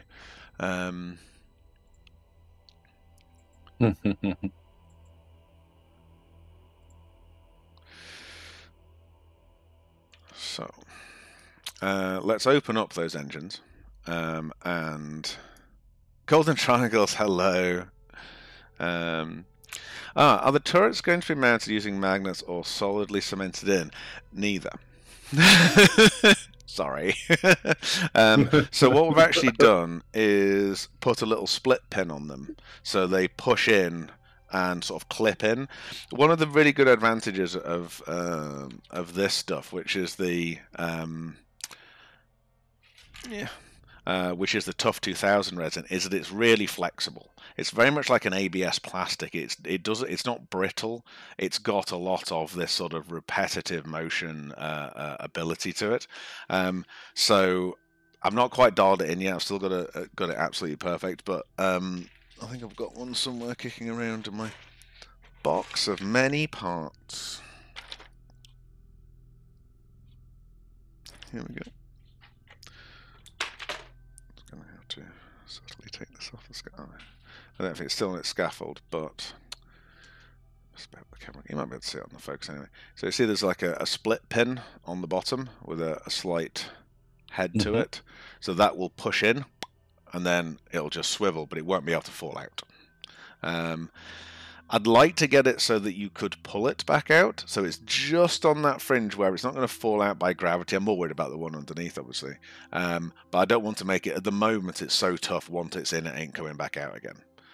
So I just want to make it so that flange at the bottom needs to be a more tapered flange, so when you pull it, it actually pushes the pins together and allows you to pull it out. So I just need to get that a little bit less aggressive on the bottom, but that'll mean that you can just pop them in and spin them, and that'll be really cool. We might have got away with a magnet on it. We'd have had to have literally had a magnet stuck on the end of this. Obviously, these turrets are teeny tiny in 1 to 500, but I wanted to try the pin as sort of something different, really, sort of a different way of doing it. So these are the engines. So anyone who's bought our models in recent times knows that we wouldn't actually put them in the kit like this as 4 separate pieces. We would put them on a joined together raft of small pieces. Probably the Carrack's going to have 2 or 3 rafts of lots and lots of small pieces on.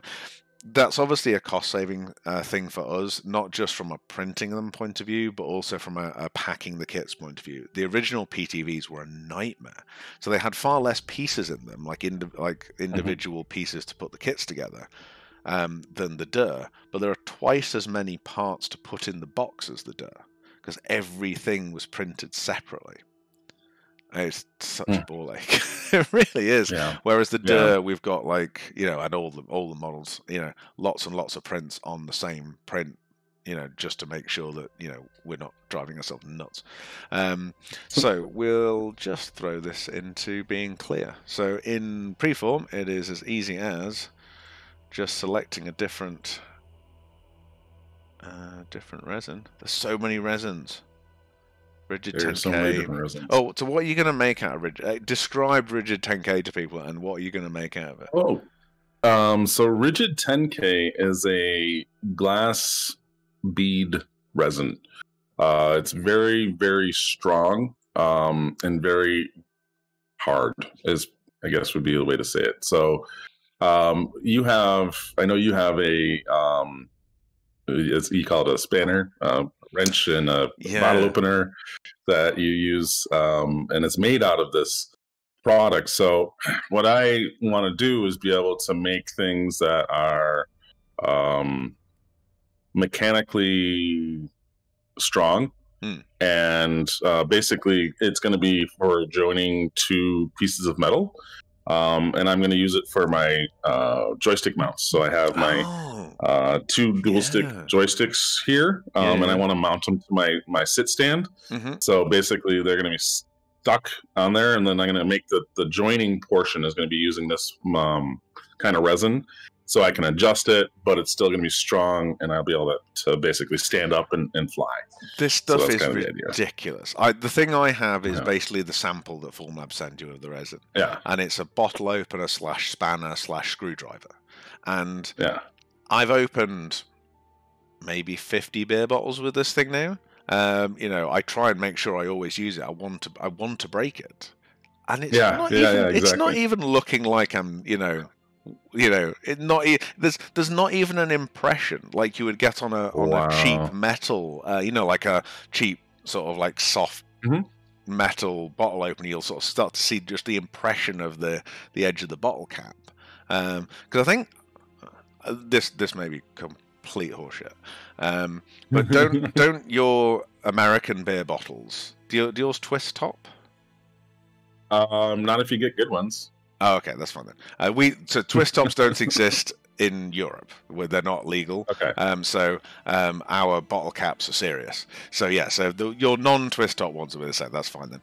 But yeah, gotcha. They're making an impression. This thing, it's not even there's just nothing. It's as good as it the day it arrived. It's a bit grubby because Yeah. it's been in my pocket, for a while, but it's amazing, absolutely amazing, and it's. I'm looking forward to see what you make out of it because I'd like to do some Yeah. gears out of it. I genuinely think Okay. I'd like to do some abrasion tests with it because I genuinely think it's similar to Delarin. Which I Okay. think I have a piece of I don't know what around that here is. somewhere.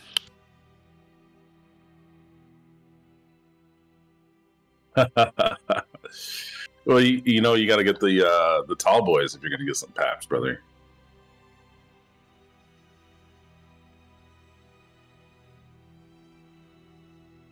Classic.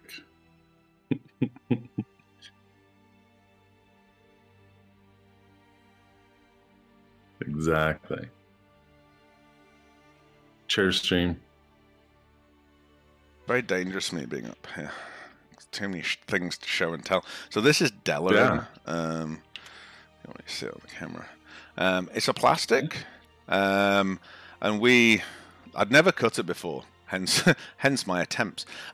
This stuff is really tough. So I lasered this, and these are actually it was a set of reduction gears for my father-in-law's metalworking lathe to do lead screws on them, like to do threading.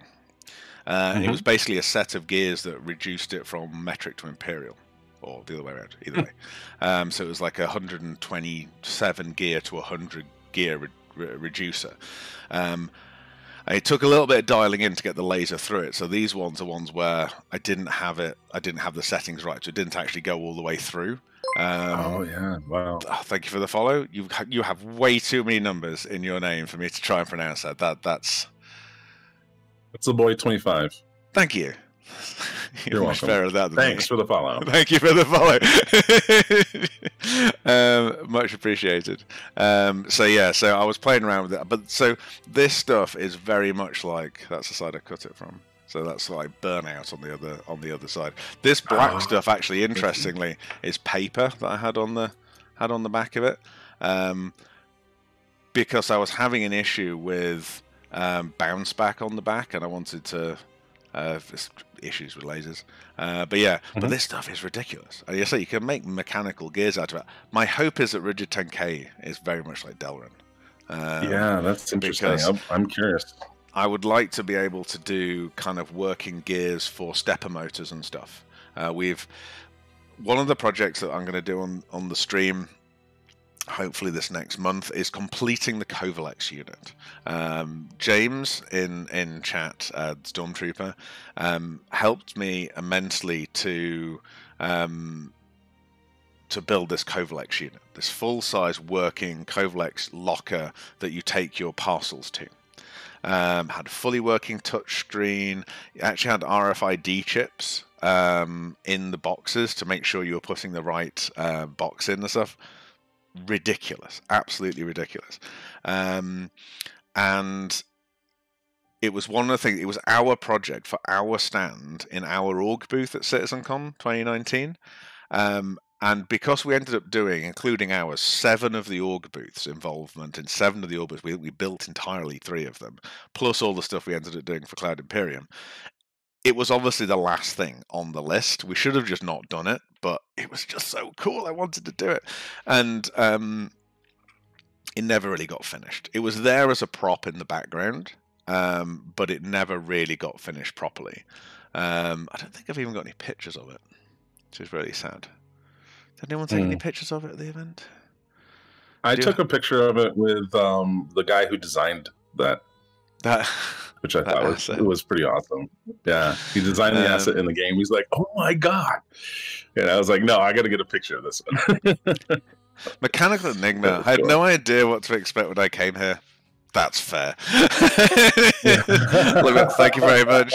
I'm glad we're entertaining. This is what usually happens, that we just talk shit for a few hours, basically, and just pretty much yeah. Yeah, that's pretty much all we're doing. But glad you find it entertaining. I can't wait for you to give us your money. No, it's I hope some of our kits are suitable for you. Are you waiting for any ships in particular, or are the ones that we've already done in your fleet? What I say, one of the big things we're working on at the moment, in case you haven't in case you haven't seen them, are these little things. So hopefully our 1 to 500s will cover most of your fleet off as you search through, which should be good. But yeah, no, I think I really want to see what the Rigid 10K will do. I really do. I'd like to. I am super excited about it. Yeah. Oh, so good. I'd like to. I really want to find the Kovalex unit now, but I really want to get it finished. So in the next month or so, I want to repaint it because I'm not a really big fan of the Kovalex color. So this desk is Kovalex as well. I actually ripped the tongue off it because I wanted to put the LEDs in it, which I never did.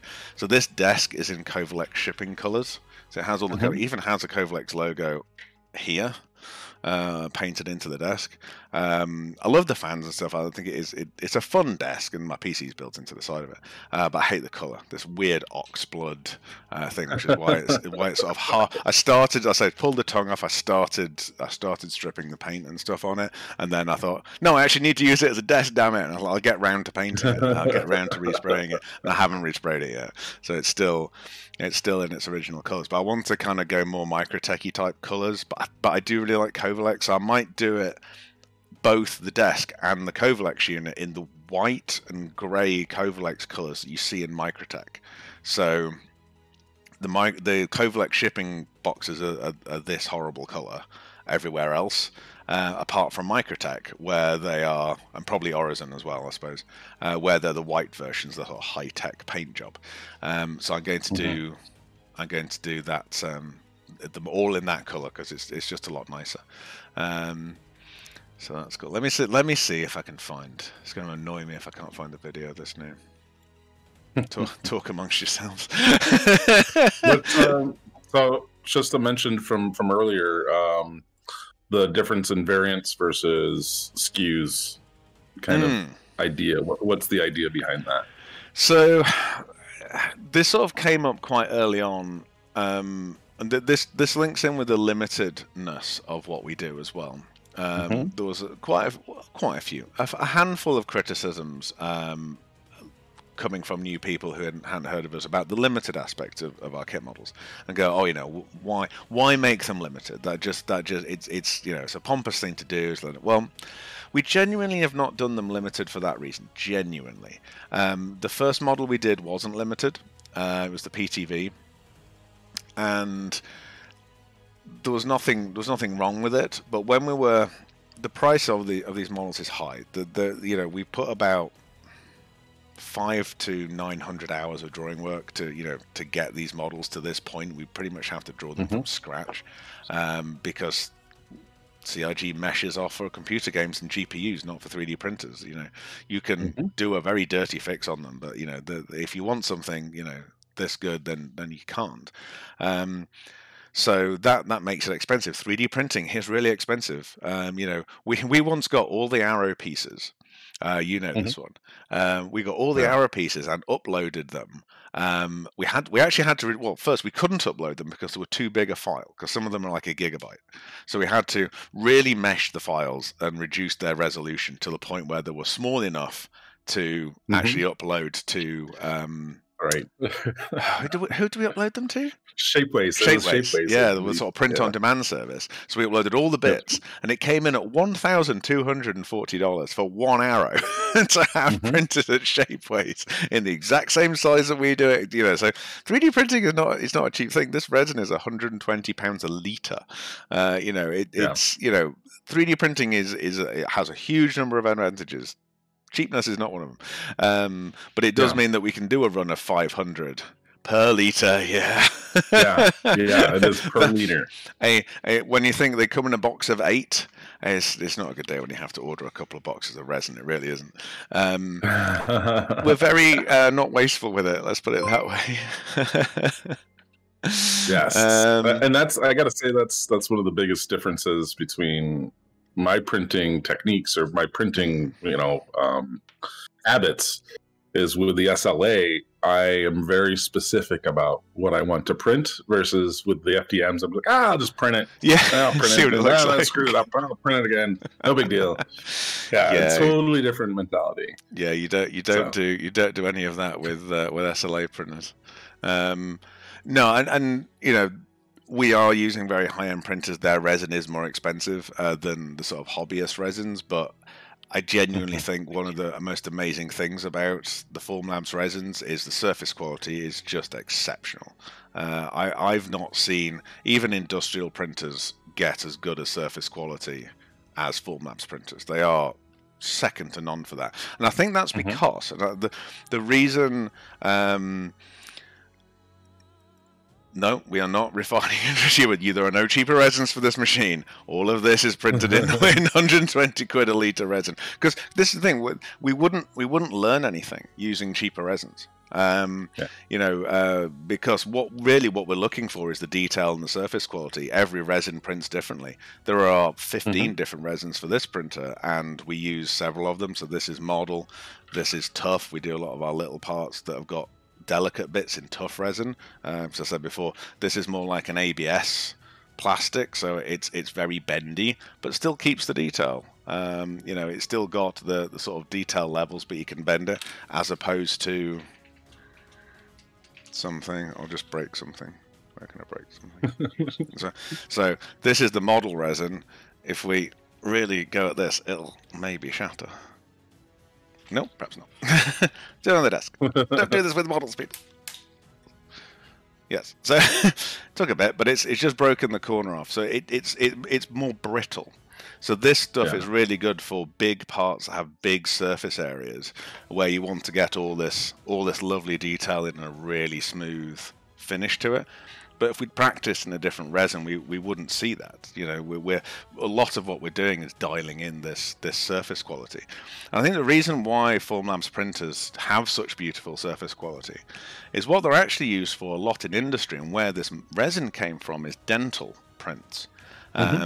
Making one-off dental prints for people's false teeth and all that kind of stuff. So they want really good surface quality because they're taking casts from it to make false teeth and things like that. There's an awful lot of dental stuff to do with Formlabs printers, and I guess that just because they're really suited, you know, really suited to that sort of thing. So they have a lot of dental resins and stuff. And this turns out to be, this used to be just a dental resin, and then they sort of reformulated a bit for normal model making as well. And it's really superior, we think, to the grey. So our early models, PTV, Arrow, Dragonfly, Freelancer Max were all done in grey and grey Pro, and then they brought out this resin and the tough resin, and we've sort of moved over to those now. We still do the older kits in the old colours, because we'd have to apply for a new license effectively to change the materials, because we'd have to go through all the licensing process again. And we also don't want to, I mean, the difference is nominal, don't get me wrong. Once it's painted, you know, it is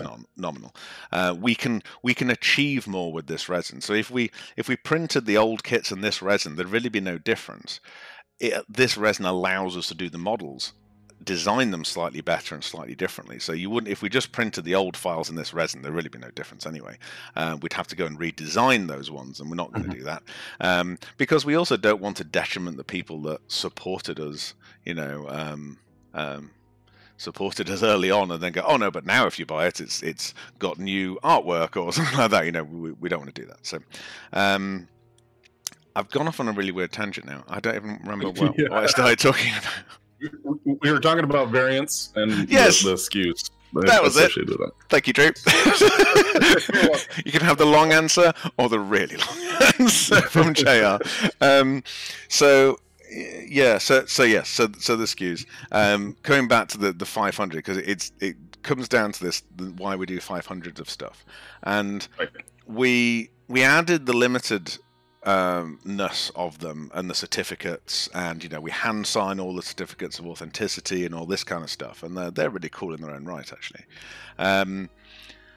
To add value to an expensive product without increasing its price, it costs us about £1 to have a gold trimmed card and to sign it, to put it in the kit, and a couple of holograms for the numbered holograms.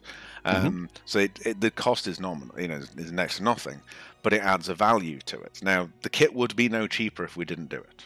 That's the truth of it.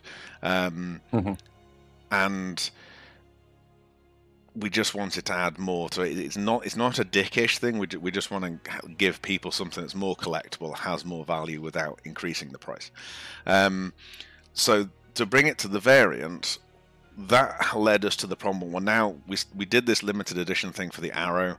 I don't really want to make more than 500 things because they're done on 3D printers. There's no cost saving for scale on 3D printers. Do you know what I mean? If we print 1,000, each one still costs the same because the resin only gets. If we started buying 20 cartridges a week instead of 10, we might get a 5% discount from our supplier, but that would be it. There's not a huge saving to be made by scale with 3D printing. At the end of the day, if you want to mass produce something, and mass production starts at 100,000 units plus, then injection mold it. But your setup cost for injection molding is $250,000 for something like this Carrack model to have all your dies made. So that's not Star Citizen numbers we're talking about. So we sort of had to think about the variants. It's like, well, okay, Cyclones are a brilliant example of this. So obviously we have now 6 variants of Cyclones. The MT was the 6th, wasn't it? Or was it the 5th? RC, Standard, TR, RN, A. Yes, 6. There's now 6 because there's the MT as well. And the Cyclone's interesting because if we actually look at you can actually see it in the instructions for the kit. So steps 1 through 8. 1 through 8. So 8's where you put the tyres on, which are rubber tyres, 3D printed rubber tyres, which are very fun, onto the wheels. That is the same for all of the variants because the actual tub, effectively end up with this, is identical on all of them. And then everything from step 9 onwards is different for each variant. So this is the TRs. Oh no, I sound like 9 because you're putting the wheels on 9, so that's fine. So everything from 10 onwards, so that's you putting the gun emplacement in the back, and then the trim for the gun emplacement and its back door, and then the actual gun ring and the back step, and selection of guns. You get 4 different guns in the kit, and then all the different personnel because all the people are different until you've got your final model. So all of that is different for each one. So there's a certain logic to say, well, what you should have done is sold the base kit and then an add-on kit for each variant. It's like, okay, but hear me out. That was my argument. Hear me out. If you're buying one of these models, the Cyclone's a big model. You're obviously putting a lot of money and then a lot of time and effort into building it and painting it. Surely you know which variant you want. You're not going to change your mind halfway through. You want an RC. You're going to paint it like an RC. So to do 2, if you want to buy a Cyclone, any Cyclone, you have to buy 2 kits now. You have to buy a base and then an add-on. That's going to be more expensive than just us selling you an RC, because you've got 2 sets of packaging, 2 sets of licensing, 2 sets of foam, 2 sets, all of this stuff. It's like, it would be more expensive. And you sort of think, well, once you've built it, you can't interchange them anyway. And yes, we could have perhaps even spent even more time and money making them interchangeable. But then once you've painted them, they're going to look weird because you paint them as one, or the other. And all the decals are different. It's like the RC's decal sheet is huge because it has all the sponsors and all that kind of stuff. Right. And then the other thing is the limitedness. So if we did our limited run of 500, well, like take the Auroras, for example. If we just did 500 Auroras, well, half the people might do them as Aurora LNs. So then there might not be any of one variant. Like Cyclone's a great example. What if they'd all gone? That would have been lovely. All gone before the MT came out. So no one would have an MT because there would be no Cyclones left. So it's like, all of these things are kind of running around our head. So no, right, okay, what we're going to do, every single SKU in-game, with a few exceptions, mainly early on ships, actually, like the Dragonfly, Yellow Jacket, and Black, are different SKUs, even though there is no difference other than the paintwork. To me, that is just a paintwork SKU.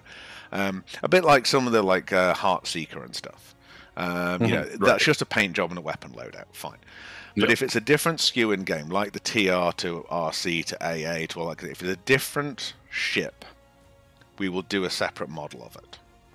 And then that way there will be an even spread of all these models, sort of going through. And sometimes there's only very subtle differences. There are only very subtle differences. Some of them, we sort of scratch our head and go, all right, are there any differences from a model point of view? Because certainly, so this isn't interesting with the 1 to 500s. So this is where I'm going to contradict myself, right? I love doing that. In the 1 to 500s, this isn't always the case about it being a separate diorama, not kits. The 1 to 500 kits follow that rule, but the dioramas, we don't follow that rule necessarily. So we do account for the fact that things like the Vanguards, I don't think, I'm 99% sure, in 1 to 500, so it's only just over 3 inches long, no interior is done on it, obviously, because it's only a wee little model. You're not going to notice a difference between the Vanguards. It's just about how you paint it. So the Vanguard model will just be a Vanguard. It'll just be Aegis Vanguard, not specific variant. So in those dioramas, if there is no difference or such a tiny, minuscule, unnoticeable Avenger, let's set the Avengers will all be the same. So there'll only be one Avenger diorama. Oh God, is he still here? Is Hashkar still here? I've mentioned Avenger. He'll be. Yes, he is.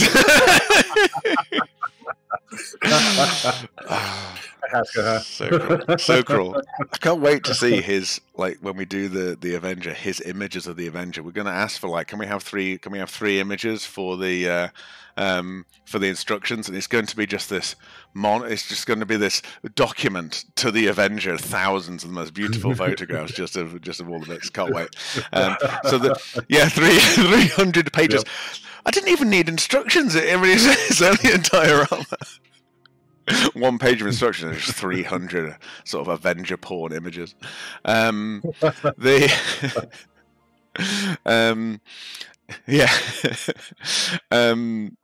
you, Angie. So things like the Avenger and the diorama they'll just be the Avenger, just be the Vanguard. When we do them as kits, as 1 to 100 kits, there will be a different kit for each Avenger variant, because at that scale, in 1 to 100, we will do the interiors as well. So the interiors will be different and all that kind of stuff. So, but yet, when we look at the Freelancers and the Cutlasses, there is enough difference between them that we have to do them as different models, as dioramas. You can obviously tell the difference between a red and a black and or a Freelancer and a Dur and a Miz. So we will do them where we need to, but not where we don't for the diorama elements. But certainly the kits, if it's a different SKU in game, it will be a different model. And now I'm not ignoring Soul.Create's question. It's a good tie-in, actually. It's a good tie-in. It's a good tie-in. I'm really bad at this. I'm really bad at this.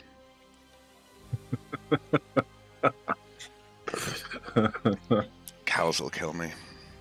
She hates me giving away secrets before Theo. There might be 2. We might be doing 2. It's an interesting question. If we play by our rules, there should be 2. There should be a Carrack and a Carrack Expedition. The interesting thing is the models are the same. So it does come down to this whole thing about, well, I don't even think, are the interiors different in game? We haven't. The only interiors we've done of the Carrack are obviously the hangar bay. We've got the garage. We've got but as far as I'm aware, but it is a different SKU. Now I don't know whether it'll ever be different Is it a case of the interiors may be different one day? Will one have a scanner suite, or no, it's just the paint? Yeah. So again, there is one other difference. It isn't just so from our point of view, it isn't just the paint. It's also the tint on the clear parts. So we are tinting the clear parts slightly blue because the anvil screens and windows are slightly blue. Yeah, red windows instead of blue. Now that obviously isn't a paint thing because we're tinting the resin. So yeah, we have to think about this. It is a thing that we have to genuinely think about. Should we do two? Should we do so yes, the Pisces expedition does have 2 extra guns. So if we did a Pisces at 1 to 100, let's say, then yes, we would have to do a Pisces C8 and a C8X as separate kits because they do have different gun layouts and the tinted screen and all the rest of it. Now, what we've done on the to sort of sneak this a little bit for the dioramas is that this one, I'm going to have to refocus my camera because this is only going to work if I'm really close. So I did think about this. I did, I promise. There's Star Citizen. There's never. It's a bit like I before E, except after Z or whatever the English rule is for spelling things. That has more exceptions than it does times that it actually works. Star Citizen is a bit like that in that it's it likes to you make a rule and then it forces you to break it. So they're the Pisces. In landed. Now these are C8s, so they've got the 2 guns at the front, but none under the wings. But interestingly, the 2 on this sprue that are in flight, you can just see, do have the guns under the wings. So these are actually C8Xs. Now we're just naming the diorama Pisces, so we sort of get away with it. But yes, interestingly, actually, landed C8, in-flight C8, and then 2 in-flight C8Xs. Just as an interesting thing. So I say you have to really look to see these teeny tiny little size 1 or size 2 or whatever they are, 1 to 500 guns. I mean, it is lunacy. Tiny. And this is why we'd like to use this tough resin, because you can get away with putting these little guns in these tough resins. We could never have done these before. Before the tough resin, we couldn't have done those guns. We'd have had to have left them off. So yeah, they would have broke off anyways. Yeah. Yes, the best in show also had yellow. Yeah, I suppose we could do that as a diorama kit if anyone really cared. No one's ever asked for yeah. It's fascinating. It is fascinating, and I find the whole thing really, really interesting. You know, obviously as a player, as a huge fan of the game, and all the rest of it, I do feel people's pain on this. I mean, certainly. Look at these others as examples. There's 2 variants of the 600 as well, isn't there? But is there any difference between them? I don't think there's even a window tint different between those 2. I'm pretty sure there's supposed to be differences on the inside, but in 1 to 500. Yeah, don't know. Starfare is different because the Gemini is definitely different to the standard. So that would definitely be 2 kits. Yeah. Hammerhead, there's only 1 variant. Because I know there's a best in show one, I think, as well. But I mean, that is just a colour scheme. There's nothing different about it.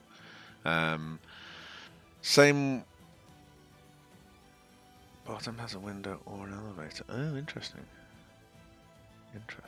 So yeah, I'll have to look into that. So I mean, some of these ones have such subtle variations. I need to have a really good look at the Hercules, because we are definitely going to do the Hercules C2 M2 is different, but then the A2 will be different as well. And I don't know whether the model... I suppose the model would have to have its bomb base somewhere, won't it?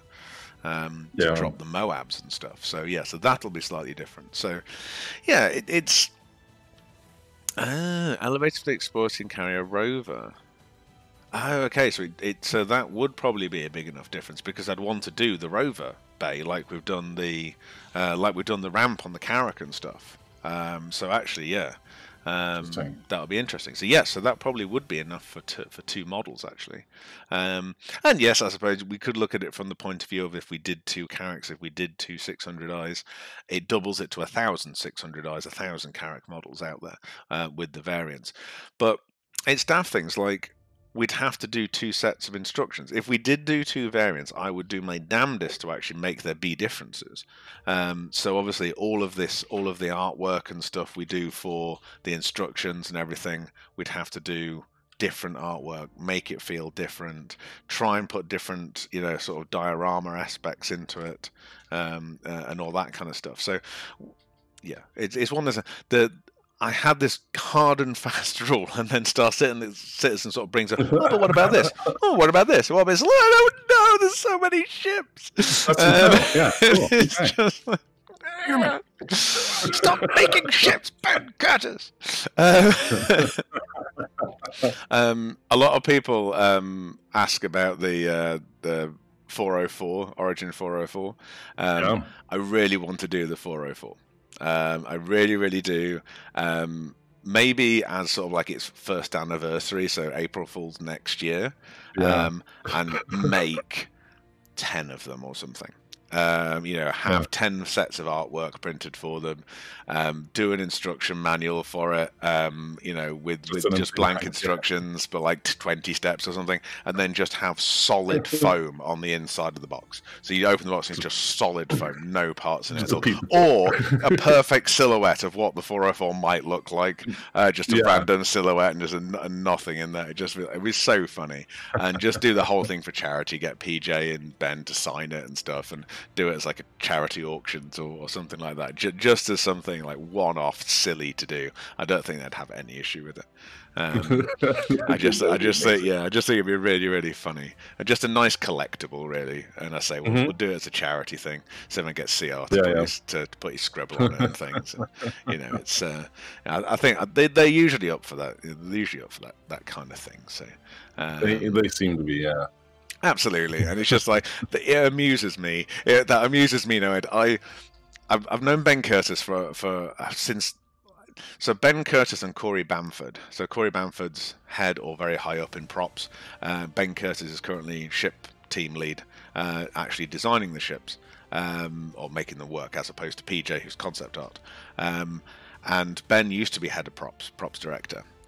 So when I first did that spacesuit locker, I took it to BritainCon as a fan project and got talking to CIG and stuff like that. And they said, oh, well, could we put it in the office? And he's like, yes, you can, because I don't actually have anywhere to put it. And I think it'd be fantastic for me if you sat there looking at that cupboard all day, because you'll think of me every time you see it. And that did actually work quite well. The rest is history, as they say. So when I took the GSS unit to Wimslow, they said, oh, well, you can just have your own sort of like personal studio tour. Chris happened to be in the office. I got to meet Chris. But first of all, when we got there, it's like, okay, what team do you want to meet? And, Cameron Wilkie does all the tours and stuff, and Cameron's brilliant. And he's like, ship team, environment, squadron. It's like props. I want to meet whoever drew that fucking box. That is genuinely the only people I'm here to talk to. I just want to talk to the people that drew this cupboard and did the props. And the props team were like, no one's ever asked to come and see us. And I just spent the whole day with them and got on like house on fire ever since. But Ben is now ships. And Ben's appearance on Inside Star Citizen when they were doing the 404 made me laugh my ass off. He was so in character. He was doing it so seriously. He sold it so well. Better than JC, because you could see JC smiling. PJ didn't quite do it either. Ben Curtis was absolutely deadpan serious all the way through that. I can't remember what he was talking about, like reflective protection I was in stitches watching him do that. I thought Amazing. that was absolutely brilliant. He said it was his favorite ISC.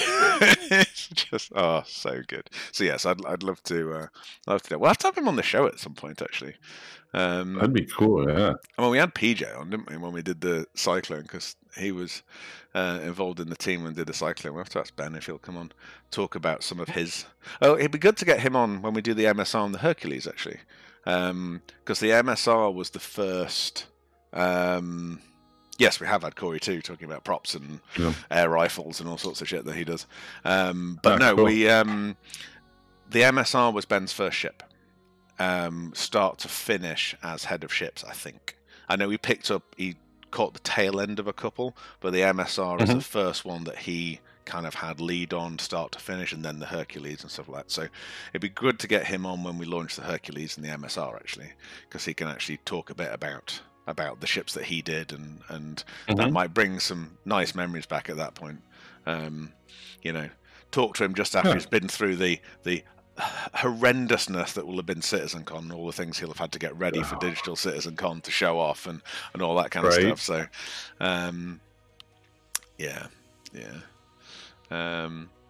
but yeah, no, I do like the Hercules. I've got I don't think I'll have it as a loaner. I think I've got it just as I had it as a subscriber. I do feel that I should get a Hercules as a swap for my Hull series ships, because it is slightly bigger than the Caterpillar. I always feel like people who have a Hull E should always just get the biggest cargo ship at all times. But yeah, interesting.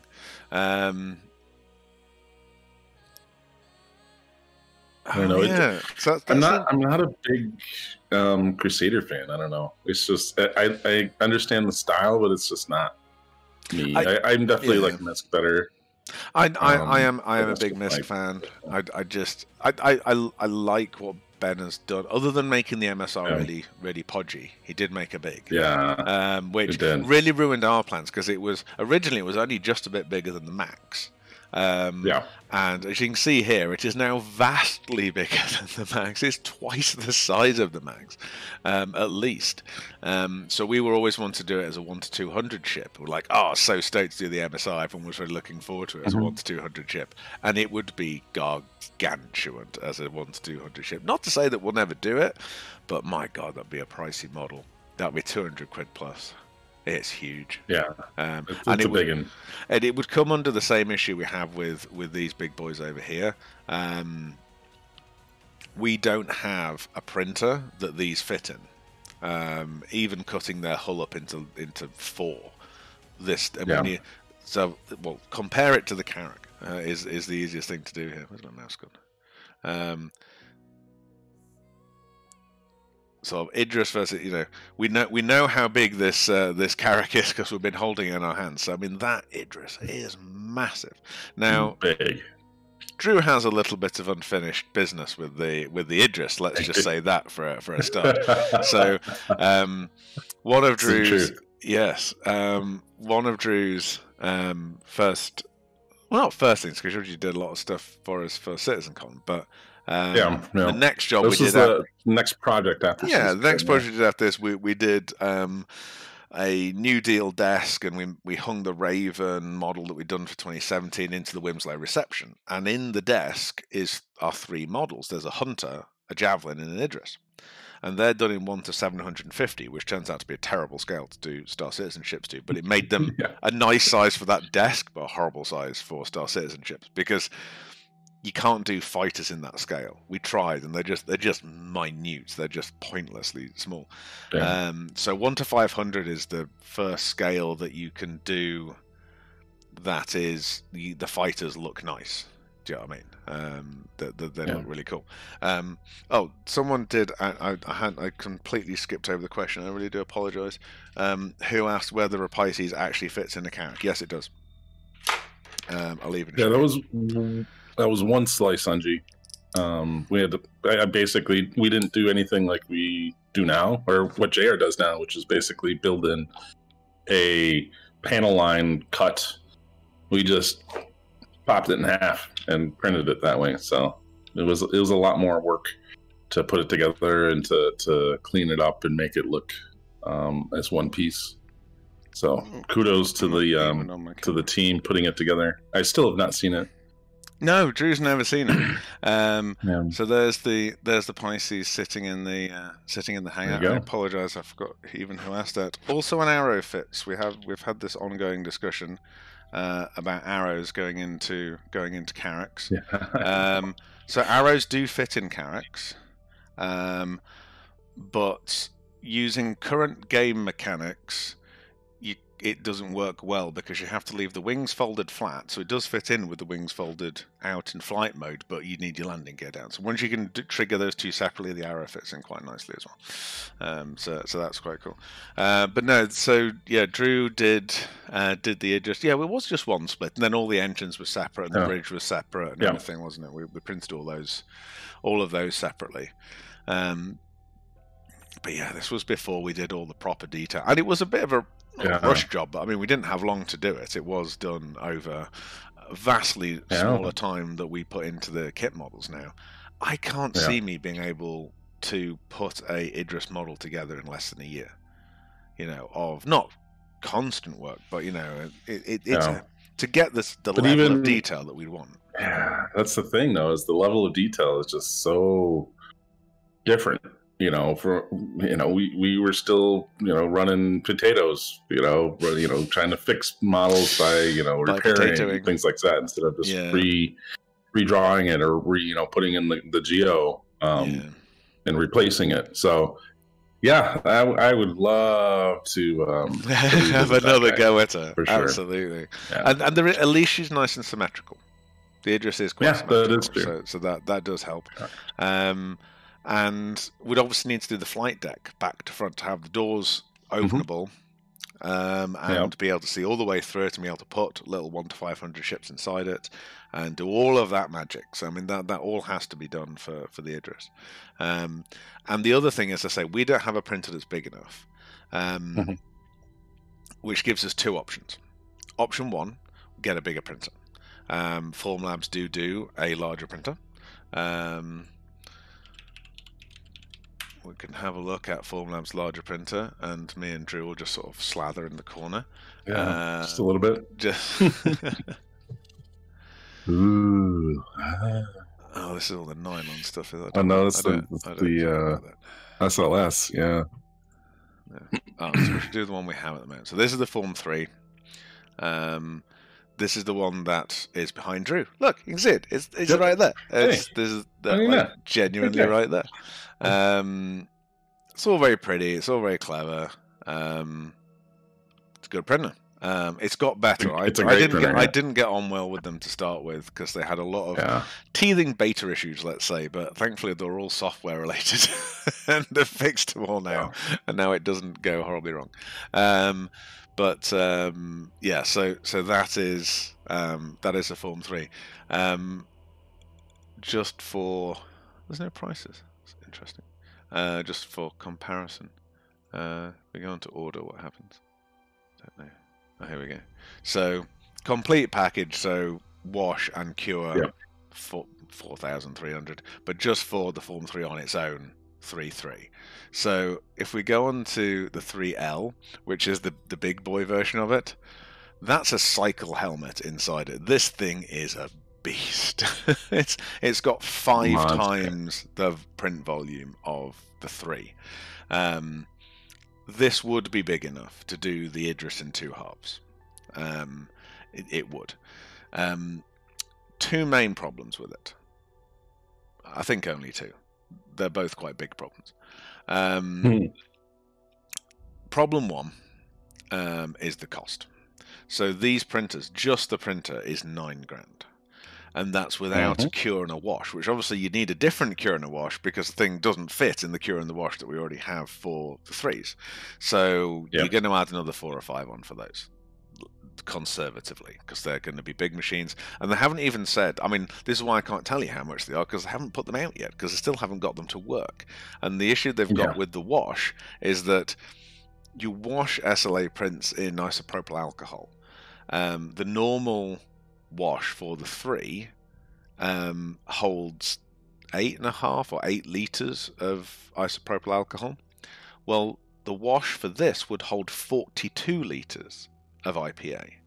Now, that's a huge amount of a very flammable liquid sitting in a heated tub in the corner of someone's room. So I think they're having a little bit of a safety issue of, this is supposed to be a borderline home printer.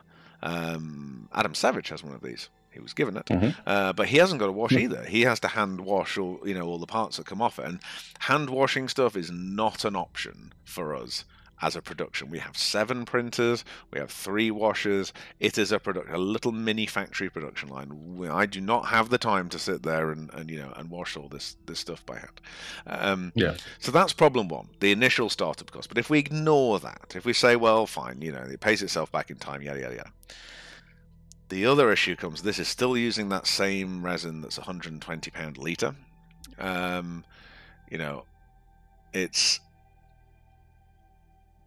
It's going to use a lot of that to print an Idris. Do you know what I mean? It's going to use a buttload of resin to print an Idris. So this cycle helmet, for example, is £71. And this is in draft, so this is a really quick print time for this because it's in this really quick draft resin. You don't get the same surface quality from it, but it is useful for 3D printing a snow shovel. And you might be thinking, why would you want to 3D print a snow shovel? Most of this stuff is used for prototyping, product prototyping. Yep. So no one's 3D printing a cycle helmet, but you are 3D printing a prototype of one to show off, to do, form tests on, to paint up so you can see what it's going to look like. Same with nozzles for vacuum cleaners or whatever. These companies are using it for a prototyping machine. That is all. We are trying to use this stuff as production equipment, which it is designed to do because it has a very high duty cycle. But what the draft resins and these sort of case studies are for is very much for prototyping. So to actually production print on this printer, I don't think is feasible. I think that the prints are too expensive. They're going to take too long. We would need 3 or 4 of them to be able to print fast enough, and that is just the amount of money that is just unaffordable. So realistically, what has to happen is that we need to get our arse in gear and get casting better results from casting. So what we would do is we would 3D print the fuselage from the Idris into the 2 parts it would come in on our printers as it stands. So we would have to print them in more than those 2 pieces and then beautifully seam them together, like we get Crispy or someone to come in to do. He's an amazing prop maker, model maker. He can give you a flawless seam on a build with filler and all this sort of stuff. And then once you've got that, you'll take a mold of it and cast it, because casting equipment is much cheaper than printers. To cast something, you need a pressure pot, you need a vacuum chamber. Well, they're only hundreds of pounds each, not thousands of pounds each. So you can have lots of pressure pots and have lots of casts setting. The other interesting thing is the size of the thing that you cast has very little impact on how long it takes to cure. Interestingly, sometimes larger things cure faster, because as I said right at the beginning, when you do a poured resin, it's an exothermic reaction. It gives off a lot of heat, and it needs heat to cure. So actually bigger things cure faster because they're giving off a lot of heat, so they cure themselves effectively. Gotcha. And that's funny. Casting resin costs about a quarter of what 3D print resin does. It's for the same sort of grade, it is much cheaper material.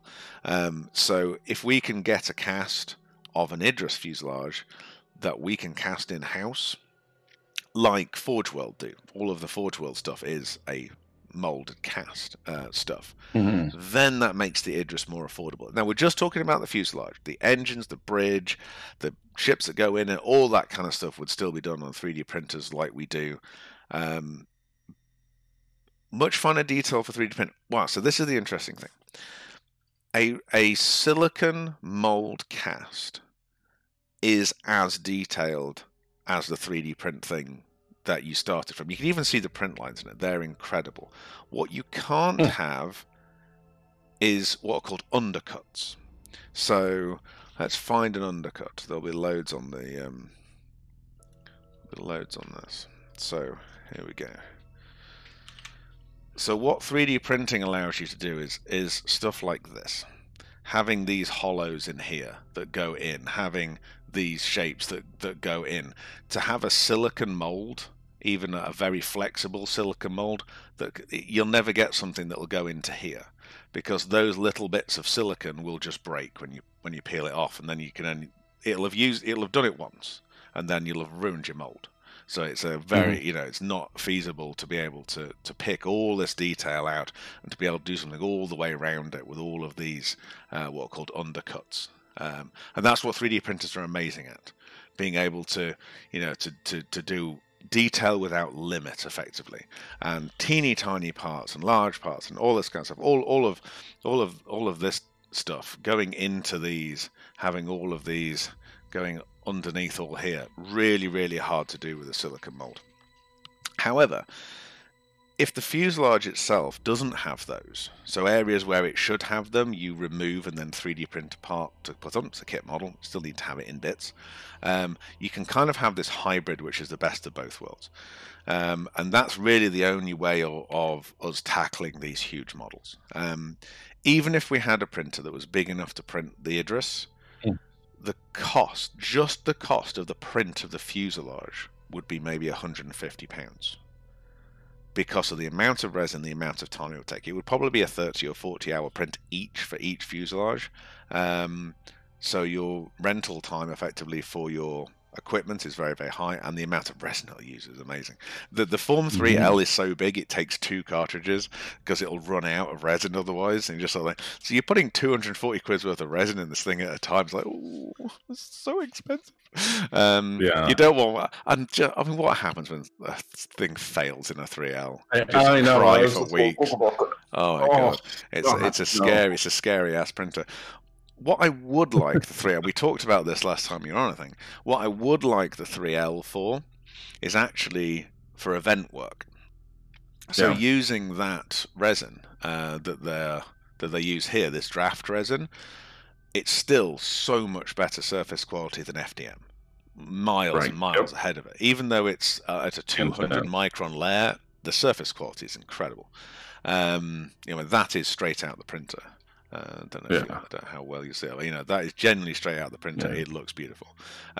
So for doing event work like the big Kraken model we did, to have that as an interim step in between the wooden carve, or we could do it in a nylon or something, maybe on the CNC, and the model resin small SLA print, that would be a really nice interim step. The other thing I was thinking, this is untapped JR thinking here, so bear with me. Watch out. Watch out. It's definitely something to try on the Maker stream. I was thinking about this sort of hybrid mid-step between 3D printing with resins, resin castings, and CNC timber. Or plastics, and it got me thinking, because my thought was, well, I'll just get one of these massive FDM printers eventually, these the big meter cubed FDM printers. And then you put me off it last time we were talking, because you're like, oh no, you can't sand FDM plastic, it just melts. It's like, what do you mean I can't sand? It's my life is sanding. It's like it's all we do is filler and sanding, and that's why this whole place is covered in dust. We do so much sanding and stuff when we do those big builds. And that's really like, I really took the wind out of myself. It's like, oh crap, that's a whole option I had that just disappeared. I know one just said that we could use the ABS, but that's ABS. I almost said the C word then. A very, very naughty thing to print in, because it fails a lot. And it is. So I just like that put me off, because like if you're going towards an event, you need dependability. If you've got 3 weeks of printing, because some of these things they're measured in weeks for things that are like the dragonfly size. If that failed, you'd miss the event. You can't fail. It's not an option. You'd have no control over that. So it got me thinking. Okay, well, what are the other options here? I need something that has that fidelity that's better than wood. I mean, the CNC can carve very, very finely, but when you're carving into wood, the wood doesn't have that resolution, because wood is fibrous. So it's so fibrous that you have to sand it quite a bit. Well, then you sand the detail away, that really fine detail. I mean, although my CNC is an 8x4 machine with a 7 kilowatt head on it, I can put a 0.5 millimeter bit in it, and I've done PCB boards with it. You know, it is accurate enough, and you know, there is no limit to it. You know, there's no lower end to its accuracy and its resolution. So what I thought was, and this is something I've sort of done once before when I wanted a really gloss surface on something, in that so what I did before, I carved it in wood. I don't even what it was. I think it might have been the head of the world's 7th largest shuttlecock. I was so annoyed we weren't allowed to do the biggest, but the client wouldn't pay for it. So it was the dome head off the shuttlecock, and it was about 2 meters diameter, the head of it. And it was for the Badminton World Championship in Glasgow, and the shuttlecock was 7 meters tall, I think. And the competitors actually, the feathers opened and the people came out underneath it. It was like the archway of them coming into the venue when they were. It was really cool. It's quite a nice project, but cool. It only needed to be, I think, something like 2 meters tall, and it would have been the world's largest shuttlecock. And just like, I wanted that on my resume. I have built the world's biggest cock, and then just shuttle in really small, really small asterisks. That would have set me for life. I would have been happy until my grave if I'd been able to do that. But anyway, for life, yeah. So the dome on this thing needed to be really, really gloss smooth. So we carved it out of, but it needs to be really robust because we're taking it to about 4 or 5 different venues. So we ended up using this product called Shell Shock, which is, I think, it is a smooth-on product. It's basically an epoxy resin. So we carved it out of polystyrene, extruded polystyrene. And then, which is quite soft on the surface, we wanted to use car paints on it, so it would just melt in and all the rest of it, so not suitable. But then the usual thing you do when you're making these sort of huge props traditionally is that you hand carve something out of polystyrene, then smear Shell Shock on it. And it's an epoxy, and it goes hard as nails. You can jump on this stuff when it's only about half an inch thick. Really, really tough. And you just layer it up to the level you want. But obviously, when you're daubing this stuff on it, it's very thick when you've mixed it. It's very difficult to thin down. So you lose a huge amount of your detail. It's great for, sort of big things that are very sort of sweeping. So if you're going to make a life-size blue whale for a museum or something, it's fine because you're not breaking, it's not got detail that fine. But we wanted this to be really smooth, so it's really hard. It's almost like plastering a perfectly round thing to get that to be really smooth. So we thought, I know what we'll do. We'll just lather it on, just build it really thick, and then put it back on the CNC and get it to cut the same shape again, just 10 mil extruded outwards. And it worked really, really well, because basically what we've done, we've got a foam core that we CNC to the shape, lathered this stuff on top, and then recut it on the CNC, so it left this 10 mil perfectly smooth sandable layer on it. And I was thinking, well, I wonder if we do the same with, like, Dragonfly size models, in that use an epoxy, not necessarily Shell Shock, there are other sort of paintable ones on, CNC it out of wood or foam or, sort of low density foam board, that kind of thing, depending on the situation, then put an epoxy or a resin layer over the top, and then let the CNC cut it again, and have the first cut whatever clearance underneath it, and then daub it on and then recut it. And then in theory, if you used a resin or something like that, you would actually end up with a very sandable resin surface effectively made out of the same stuff as your prints. So it's like, I wonder. The other thing I'd like to try is just casting a block of resin, of casting resin, and then putting it on the CNC and see what we could, like, try and do a bit of a fuselage of a 1:100 hammerhead or something carved out of resin on the machine, because that might be the secret to that kind of midway point between a wood carved model and a 3D printed model. So we might have a play around with that. We'll have a play around with that, because it's one of those things. We kind of have all the equipment already, so we can just try it. One of the cool things about being up here now in the 3D print space is that it will allow me to do more sort of live stuff. Very good. It has to be very hard word, which is very expensive. So everything that I have made and ever make on my CNC is furniture grade birch plywood, which is 750 kilograms per cubic meter for those who are into their densities, which is not far, like it's not 100 miles away from aluminium.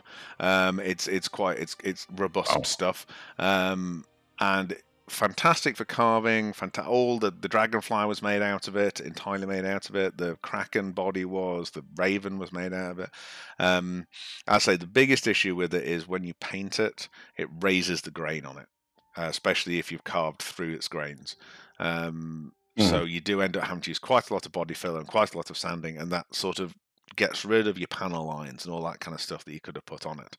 So things like the Raven doesn't have anywhere near the sort of detail that the 3D printed models do. A, because we didn't know how to draw it back then, but also because we just sanded them away. So I say it would be really nice to hello Barchi, how are you? It would be really nice to be able to just carve resin. There's no reason why not. I don't even think you need a coolant for it. Resin is just a relatively soft plastic. So, right. Yeah, I'd like to. It'd be a cool experiment. It would be a cool experiment. Sure. I say, what could really cost us anything to try, though, which is always my favourite kind of experiments. Just get a beer and some material and just try and carve something in it. Yeah. Exactly. How are we? We're good. We're just good. Shooting shit, really. Hey Bart. How's it going, buddy? Discussing what printers we'd love to buy if we had all the monies. And all the monies. And discussing these little guys which are out pretty soon. These are the next things you will see from us. I'm so excited for these. Those are excited cool. For these. We should probably share. Might be some people that haven't seen the painted versions. So we did a paint contest not so long ago. And the winner of the paint contest, a fantastic man who I'm sure wasn't christened, but is called Lupercal, has been painting some of them. So these are the same. These are... Oh, no. Little Arrow, obviously in flight mode, that one. These are the in-flight ones. Can you CNC ice? No! Actually, I probably could. I'm not really sure what the point would be. It would definitely be melted. The other thing that amused me the most about that Carrack ice sculpture was that they rocked up and it was only half done. It was just part of the experience of seeing them ice sculpt. It's like, oh, cool. Next time I'm going to rock up and spray paint stuff. No. It's part of the experience of the JRDF model. You can wear this mask. You get to watch us finish the job. It's like, bloody hell. That's a business to be in, isn't it? And no one can really criticise your work for very long because it'll be melted by the time they get the gaffer down to moan at what the engines aren't right. So, yeah, I think it's a brilliant business model. We need it for 2 days. Cool, that'll be 2 of them then. It's like, that's brilliant. I love it. And it was only there for 4 hours. It was just like, oh. I think we were the only ones that actually got to see it in full detail because it was the first 5 minutes and then it melted. So, dear. It just, okay. Oh, well. I get what they were going for. I think it would have made a lot more sense for Origin. If they were doing that kind of Origin launch party or Crusader, they could have had an ice space whale or something, and that would have looked really cool. But a big model would have been cooler. It was on the cards, but the issue was that the model wasn't finished. We needed 3 months to build one, and there wasn't 3 months because the model wasn't done for CitizenCon, so it still had the wrong engines on it and all this sort of stuff. And we didn't get it till the nenext patch. So bobbleheads, I tell you, leave Corey alone. Interestingly enough, I do have a 3D scan of my head. Oh, do you? When did you get that done? I did it myself. Actually, I was using a Kinect 2 hooked up to my computer. So, how good is it? Yeah, Okay, no, let me rephrase that. How accurate is it? Potato. It's fairly accurate. Fairly accurate, so fairly potato. Oh, okay. I'd love to Surprising. get. Yeah, it was very surprising actually that it came out pretty good, and it was recognizable. And I ended up doing my buddy. I scanned him in, and then I turned him into a Ninja Turtle with elf ears because that was his request. So, you know, Nice. that was the I like early that. days of 3D printing. I like that. No, I've never scanned myself. I'd love to have like I'd love to have a full body scan done, not a medical. Yeah. One, although if someone's giving it for free, so fine. No, airport. I'd like to do a full body scan so I could carve a full size me, not necessarily with my face, just like proper body proportions for making cosplay stuff. So you have a form-fitted mannequin, because I'd really like to have a go. I've been dabbling with casting and silicon casting and stuff, just from the modeling point of view, and trying to get try to get that done. And I sort of like, as you research, like looking at silicon casting and like silicon prosthetics and stuff, and it's just like, if you have a 3D model of the face you want to have, and you have a 3D model of yourself, you can effectively create the difference between them. You can effectively carve both, take a cast of one and then cast the other one over the top, so you end up with a silicon mask that fits you, because that's the problem. You can't do the really cheap sort of like Halloween-y silicon masks are never going to work, because your face distorts it. It has to be perfectly fitted to your face underneath, and then the cool thing on top. So I would love an accurate scanner myself, just to be able to do prosthetics. That'd be cool. Like hands and stuff, because it's amazing. Like when I've got friends that have done it, and they've taken just like life castings of themselves to do it. But 3D scanning and Mrs. Doubtfire, wasn't my. I was more thinking Van Duel, but yeah, fair. Mrs. Doubtfire Van Duel would be even more scary, wouldn't it? Let's be honest. Have I ever Googled myself? No, I probably shouldn't. 20 pounds of pandemic isolation weight. Yeah, it's not been good to any of us, I don't think. I mean, not that we did anything but sit at computers beforehand, so it was never going to end well, let's be honest. Although I must admit, my body is missing events, because you get to run around like a lunatic, not eating enough for 3 months, doing 14-hour days. And I think most Citizen Cons, I lost 1.5 stone at least of running, especially Austin. I sweated out a stone in the week I was there, I swear to God. It was just like, oh my God, it was just horrendous. But yeah. Oh, that's cool. That is cool. YouTube, that is cool. Yeah. Well, I know Adam Savage has one of himself as well. Is that a scanner or is that a live cast? I've seen him being live cast. He was live casted twice on Mythbusters, I think. That's kind of funny. That's scary. I have Googled myself. Apparently, I'm a criminal that's in jail in Montana. So. Okay. Ring Montana. I decided to say, hey, let me Google my full name, and there is an Andrew in Montana that's in jail for murdering somebody or something. I don't know. They got the wrong guy. You got the wrong guy. We know where the real man is. He's on Twitch. Hiding in plain sight. That's hilarious. Yeah, no, I've never Googled myself. I doubt anyone with my name have done anything interesting. They all live in a small village in Yorkshire. It's where I've never come across anyone with the same spelling of my name, Raine, unless I go to the graveyard in the village that my family's from, and like half of the gravestones have that name on it. It's just like it's a bit like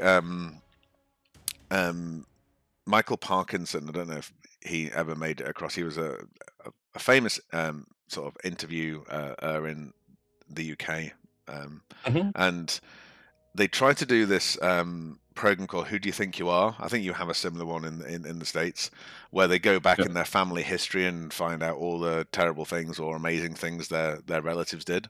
And they tried to do one of him, but there was nothing of interest in his family history because they literally hadn't moved. Typical Yorkshire family hadn't moved from within 20 miles of where they were born and had done nothing of interest at all. I think one played cricket for the county, and that was fair, is the pinnacle of Yorkshire life. But it's like nothing else had happened in his entire history they could find, which I thought was absolutely hilarious. And I could. That's really funny. Mine will be exactly the same. So we've got amazing little paintable. Like he's doing all of these 7. So he's currently got the Cutlass Black and Red on the go. So I can't wait to see his results on that. And so this is going back to talking about the clear prints. Obviously, on these tiny models, there is no need for the clear print. It's just a painted effect. And when the model's only an inch long, it's sort of all you need, really. It's all you need. I think we are. We're in good stead. It's been an interesting weekend, obviously, with the website going. As going onto the RSI website. It's been a long time coming. I find it really amusing the number of fun! Congratulations on becoming officially a part. It's like, okay, just happened, just overnight. 2 years later on that one, but I don't mind. It's fine. It's nice. It's nice to get us up there as a permanent addition to the RSI website. It's very nice awesome to see. I say we will be updating it as the Carrack and as the new models come out. I was looking in the display cabinet. We've got an IKEA display cabinet of all the models, all the ones that we've had painted up for the promo pictures, and it's funny because there's all the 1 to 40s on the top shelf, and it's crammed. And third shelf down is all the 1 to 200s, and that's really crammed out because there's the 3 Lancers and loads of dioramas in there. And then pretty much as soon as we get the 1 to 500s out, there'll be the Carrack and these 7 dioramas in there. And the poor Arrow, it's so lonely. He's just on his own in the 1 to 100 shelf of shame. And I do feel bad for the Arrow because it's stupid. It's our best-selling model. And it's still one of my favorites, even though I'm not a combat pilot. So yeah, we do need to address that sooner rather than later. We need to get some more fighters on the shelf. So very, very happy to accept requests for what fighters do people want to see in the 1 to 100 range. It'd be nice to tick a few off before the end of the year. The meta right now is the Talon. The Avenger. Yeah. Avenger. No, I never heard of it. I would love to do it. Avenger. I'd really like the look of the Avenger. I think it's got so much space shuttle in it. I'm a big fan of that. So yeah, I could definitely see us doing the Avengers. But I say the interesting thing with the Avengers is we would have to do all of them. Terrapin. Yeah, how big? I always think the Terrapin's bigger than it is. I always think it's bigger. Yeah, it's not that big. It really isn't, is it? Let's find the Terrapin. No, there's nothing wrong with the Arrow Golden Triangles. It's just the only 1 to 100 ship we have right now. Yeah. Oh yeah, it's there. Christ, it is tiny. Yeah, it is absolutely tiny. It's smaller than the Avenger. Yeah, no, there's nothing wrong with that. Otherwise, it's lonely. It's its major problem because it's sitting on this shelf by itself. It's the only 1 to 100 model. And I say the stupid thing is, it's our bestseller. So yeah, it needs a friend. But yeah, the Terrapin would make a lovely little 1 to 100 model. That would be a cool one to do. Yeah. I wonder how popular that would be. It's another Anvil ship. Oh my god. Anvil. No, so interesting. It's not at all. There's the Cutlasses up there, and there's the Terrapin. It's maybe half to a third of the size of a Cutlass. The Cutlass got massive there, didn't it? The original Cutlass was a lot. Never mind. Where's my Buccaneer? A Buccaneer, because what it Buccaneers, obviously, Buccaneers are a good one. down here. Well, the Buccaneers is in purple for the 1 to 500, but it's nice and arrow size. And also, you've done a Buccaneer, haven't you? We had a Buccaneer on the Plus of the Buck. Oh, the Buck. Yeah, Buck's popular. Yeah, that'll go high on the list. Well, what about any Gladius fans? I quite like the Gladius as it's a very seminal sort of like Star Citizen ship. Yeah, so the Terrapin would have its. We need to work out all its thrusters and stuff. I think I have looked at the Terrapin's thrusters before. I think they would. It might be one of those ones where they're in. So a bit like the Arrow's wings. So there's the fuselage of the ship, the thruster itself, and then the joining piece on magnets. So you get one for it in landing state and one for it in flight state. Or we'll have to go down the Carrack option where we have the sort of completely replaceable wings, so that you've got a flight state and a landed state one. That might be the way we'd have to do the Terrapin with its thrusters. We'd have to see to address it. Yeah, Tanner, I know. I was having this discussion with someone. I am a massive Reliant fan.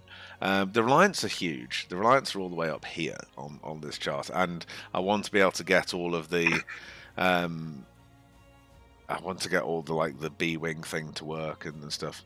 Yeah, Terrapin has moving armor plates. So I know it's complicated. I do know it's complicated. So it's one of those things that I'd want to be able to have it displayable in all the ways, and it has an interior. And I'm determined that the 1 to 100s, because there are people in the 1 to 100 range. I really want to have interiors done and a lift-off lid, so you can see the inside of these things. Because we obviously did the Arrows cockpit and everything, but I've always intended for any 1 to 100 ship like the Avenger, like the Terrapin, Pisces obviously has an interior. A lot of those that aren't fighters have interiors that would still go into the 1 to 100 range. Mm-hmm. Really desperately want to have the interiors done as well. Because I think that's a big part. The Redeemer is not a 1 to 100 ship. The Redeemer is huge. I think, isn't it? Yes, the Redeemer is massive. Isn't that the Redeemer? I get so confused with Aegis ships. I really do. The Redeemer? Retaliator? Oh, that's Retaliator, isn't it? Yeah, sorry, I apologize. Yeah. Which is the Redeemer? Redeemer is down right next to the banner. Oh, yeah, okay. Ooh, yeah, okay. So here's an interesting one. So let's discuss the Redeemer and the Vanguard, because they both come into the same sort of problem here. So the Redeemer and the Vanguard are, when you look at the Redeemer versus the Freelancers are obviously in our 1 to 200 range. And the Redeemer's the same length, it's a bit longer, but a little bit sort of thinner on the backside. So it's roughly the same size as your standard Freelancer-ish.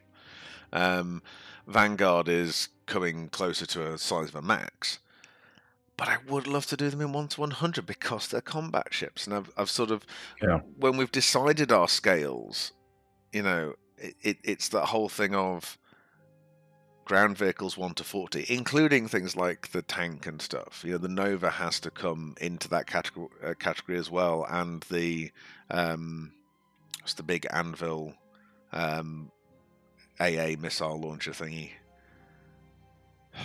Oh, the Ballista? Ballista, yeah. And that would be a huge 1 to 40 model. But not to say that we wouldn't do it in 1 to 200, 1 to 100 as dioramas. That would make total sense.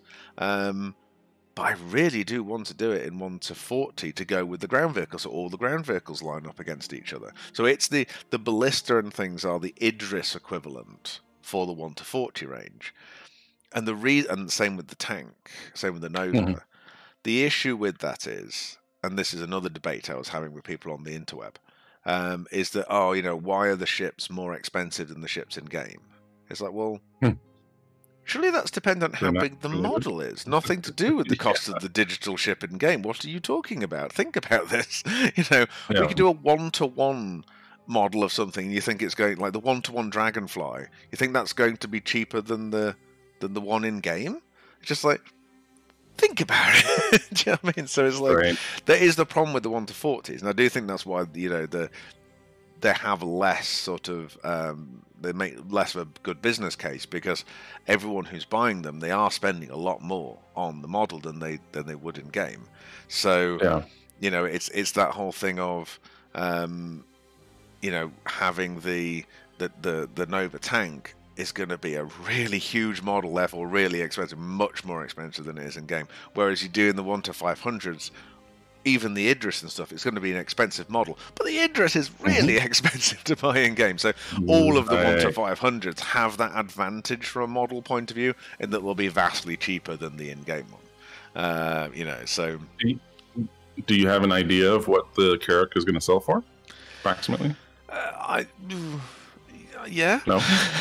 No, I do. This isn't a confirmation, because, and basically it's all hinging on how much this clear casted knows for the canopy comes. My aim is to have it around the same price as the Cyclones, about the 140 mark. I'd kind of, I think there's less prints in it. It's bigger than, so it's a lot. I get really not upset. Upset's the wrong word. I get frustrated when talking about how big things are based on length. It's just like, doesn't mean it's yeah. So obviously the Carrack is much longer than the Cyclones, but actually the Cyclone models are really big models. They're chunky, they're tall, they're wide. There's more resin in the Cyclones than there is in the Carrack. So, and there's also the rubber printed stuff, and there's loads of characters. There's like 6 character models which are fairly big, like bigger than Warhammer character models in the Cyclone, and different guns and all this sort of stuff. So the Cyclone model kits are actually huge. So but the Carrack has got the clear casted parts on it, so I'm kind of thinking it's going to end up roughly being the same sort of price. It's in the same size box, it'll have the same size artwork, same size instructions, all that kind of stuff. So it does have magnets in it, it does have other things. So it's difficult to pin it down precisely until we have all of our prints finished and know how much this cast part is going to cost us. So like I said, the cast screen on the Grey Cats were £10 each. You know, so it can be that last little swing thing that pushes it up or down. So, so that would be cool. Okay. Don't think it. Don't think so under 200 is what you're saying. Yeah, sorry. Under 200. Yes, definitely under 200. I say. I mean, it's as a model, it is the longest model we've done. It's probably by volume the biggest. But compared to the Cyclones, the interesting thing about the Cyclones is they're a heavy model, because the Cyclone basically doesn't have a void inside it. It's a whole space frame and the bucket and the seats and everything. Whereas a lot of the Carrack obviously has the advantage of it's one of the ships that has a big void on the inside. So it's bigger but uses less resin.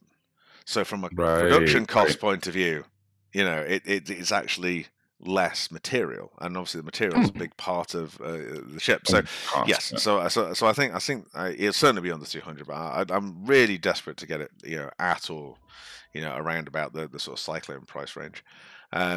Cool. Don't think you can get away with an Ursa rover on UK roads. No, no, you can. Might be able to get away with a Cyclone. Not a chance. Nope. I tried to work out like seriously thinking about, okay, could we build a full-size Cyclone for an event? No, they are massive. I mean, they are 4 meters wide, which you know means they are a very wide load on our roads, double lane. Even if you took the wheels off it, because the wheels stick completely out the side, the bucket itself is over 8 feet, so it's wider than a HGV. Yeah, it's monstrous. I mean, the Dragonfly was 6.5 meters, something like that. It's absolutely massive. The Ranger, if the Ranger stays the same size, it would be smaller than the Dragonfly. But you can go back through our YouTube channel, and you will find a stream we did with Paul Jones, and we talked about the Ranger on that, and he suspected that it was going to get bigger. So he did intimate that on our show that the Ranger wouldn't be staying as small as it is. I don't think it's going to get a lot bigger. I think what he was really talking about was they wanted to get the 3 panniers on the back and some of the components and things. I still think it's going to be as small as the Nox, but I think that it is, yeah, too small. He seemed to think at the time that it was going to get a little bit chubbier, which is no bad thing as long as you can still get a lot of them in vehicles. Right. I still think it will fit in a Pisces. I don't think it's going to get much longer. I just think it might just get a bit chubbier, which I still think will be fine, because I think the Pisces... What have you got? Down each side you've got SCU cargo, and I think the gap in the middle... The Nox will not fit in a Pisces. Oh, because of the height of it. Yeah, I suppose it's a height thing with the Pisces more than a length or a width, isn't it? Because so I was talking to Sarah McCulloch before she left CIG, because she did the concept art for the Pisces, and pretty much nothing was changing it from her original concept model. And the issue she had was, in its landing state, the Pisces was not allowed to be more than 3 meters or 3.2 meters tall to be able to fit in the Carrack's hangar. Which is why it does a really cool little landing gear that comes out, why it's got 4 feet. It's one of the very few ships in Star Citizen that has 4 landing gear, because it couldn't have a central one because there was nowhere for it to go, so it has them in the side pods on the side and has 4 landing gear. It's very rare. That's cool. There are really not many ships that have 4 landing gear. Even the Carrack only has 3. You know, the Lancers only have 3, the Cutlasses only have 3, or 5, depending on what your opinion on those things on the ends of the wings are.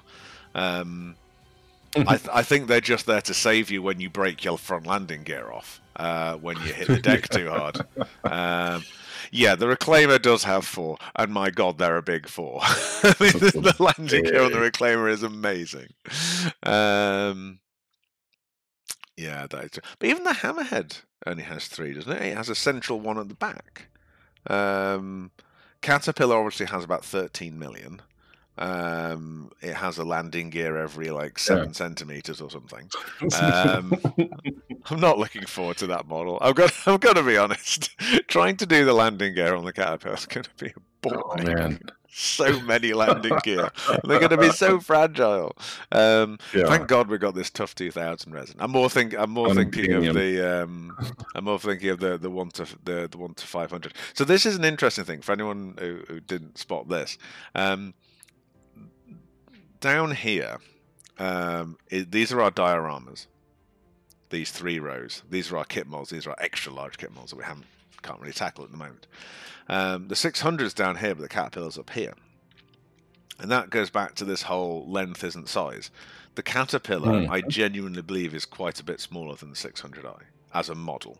And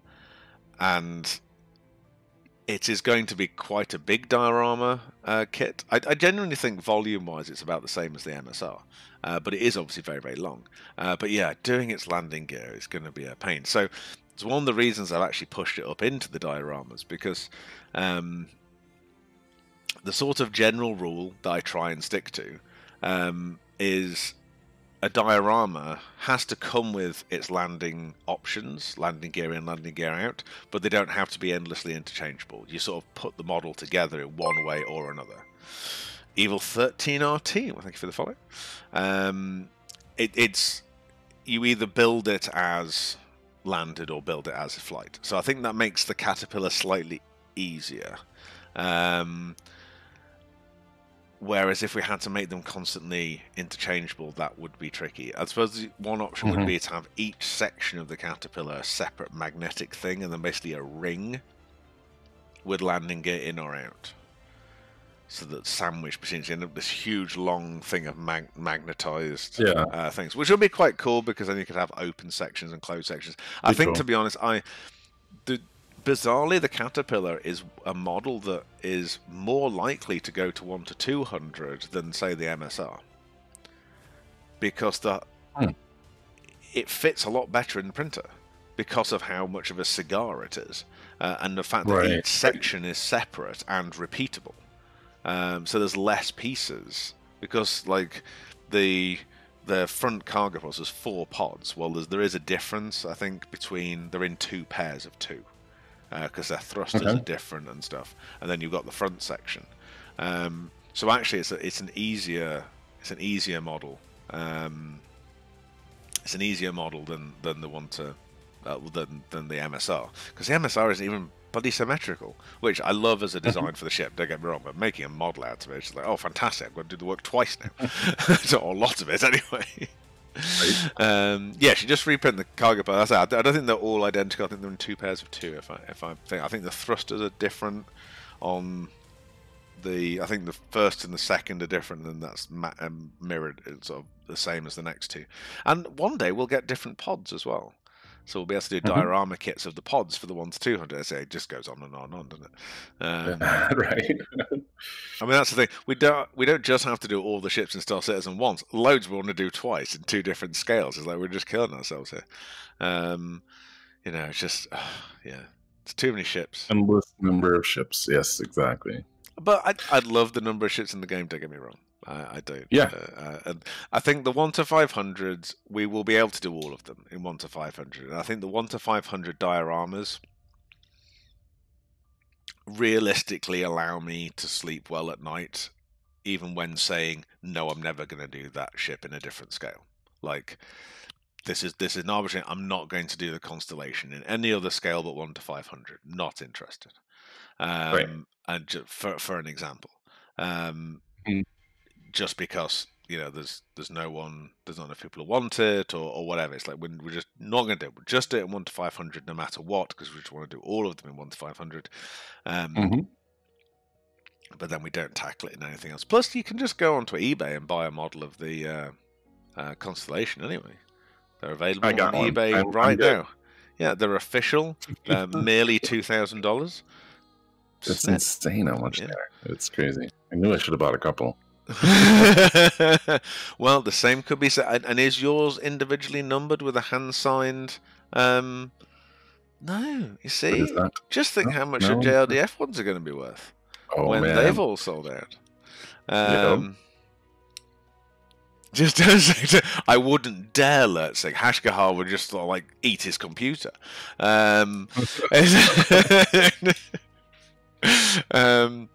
No, the Avenger's definitely a good 1 to 100 ship, and it's a popular ship as well. The Avenger is a really popular ship. Yeah. Sarah McCulloch did some amazing ships. I'm going to be really interested to see. So she left. When did she go to work for? Gunzilla, I think. So she basically is now the equivalent of PJ at a smaller dev company. I think she left really because it's one of those things. Progression inside a company is awkward when you get to certain stages and the person above you isn't going to move. PJ loves his job.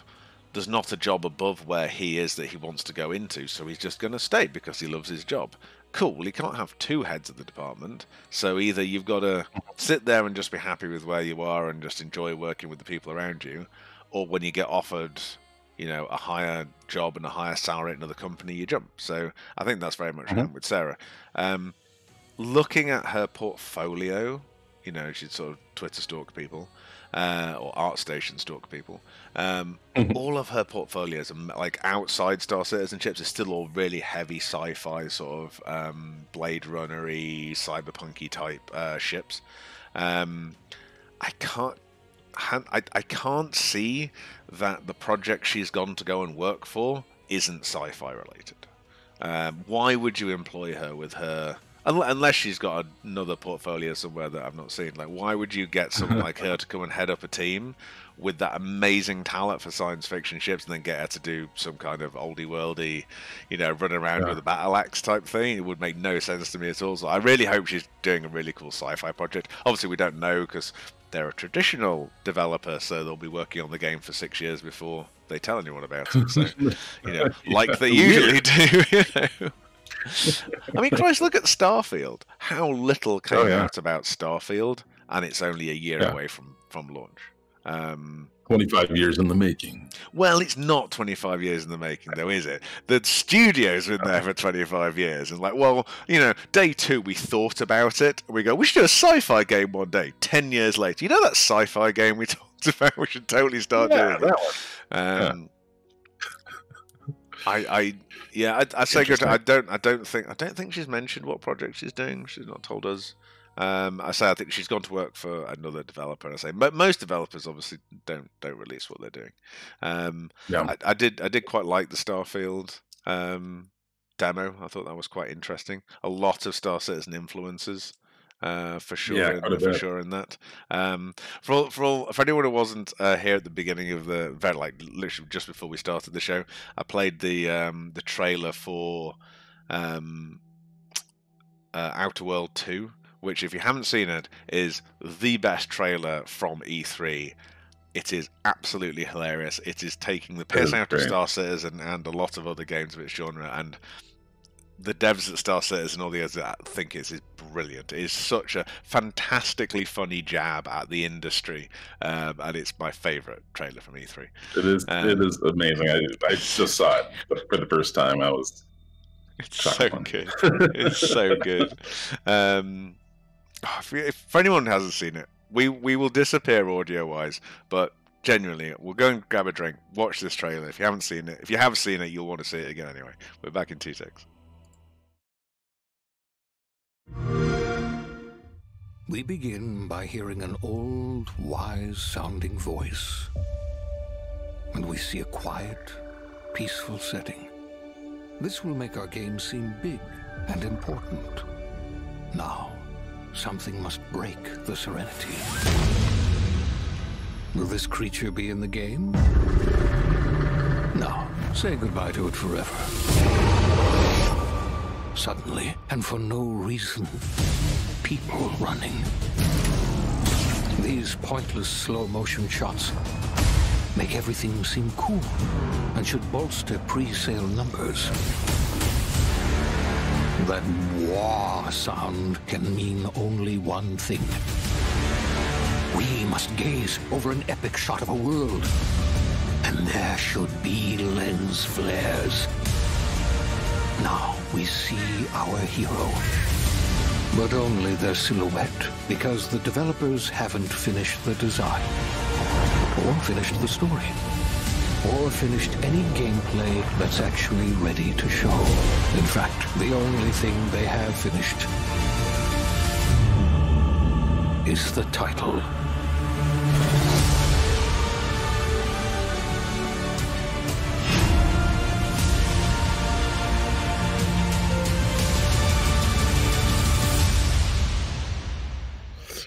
Best trailer ever.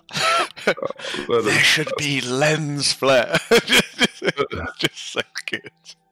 That made me laugh so fucking hard when I first saw it. And it's one of those things, if you actually saw it without the commentary, it is just like any other game trailer that we've sort of seen, and it's just like, that is brilliant. It's such a dig at... It's one of those lovely digs. Do you know what I mean? It's just like that really sort of clever, cynical way of picking stuff apart. It's like, I think all the other developers... I'd love to hear what Alex's opinion, the guy that does most of the trailers and stuff for CIG. Just that I think they would find that absolutely hilarious.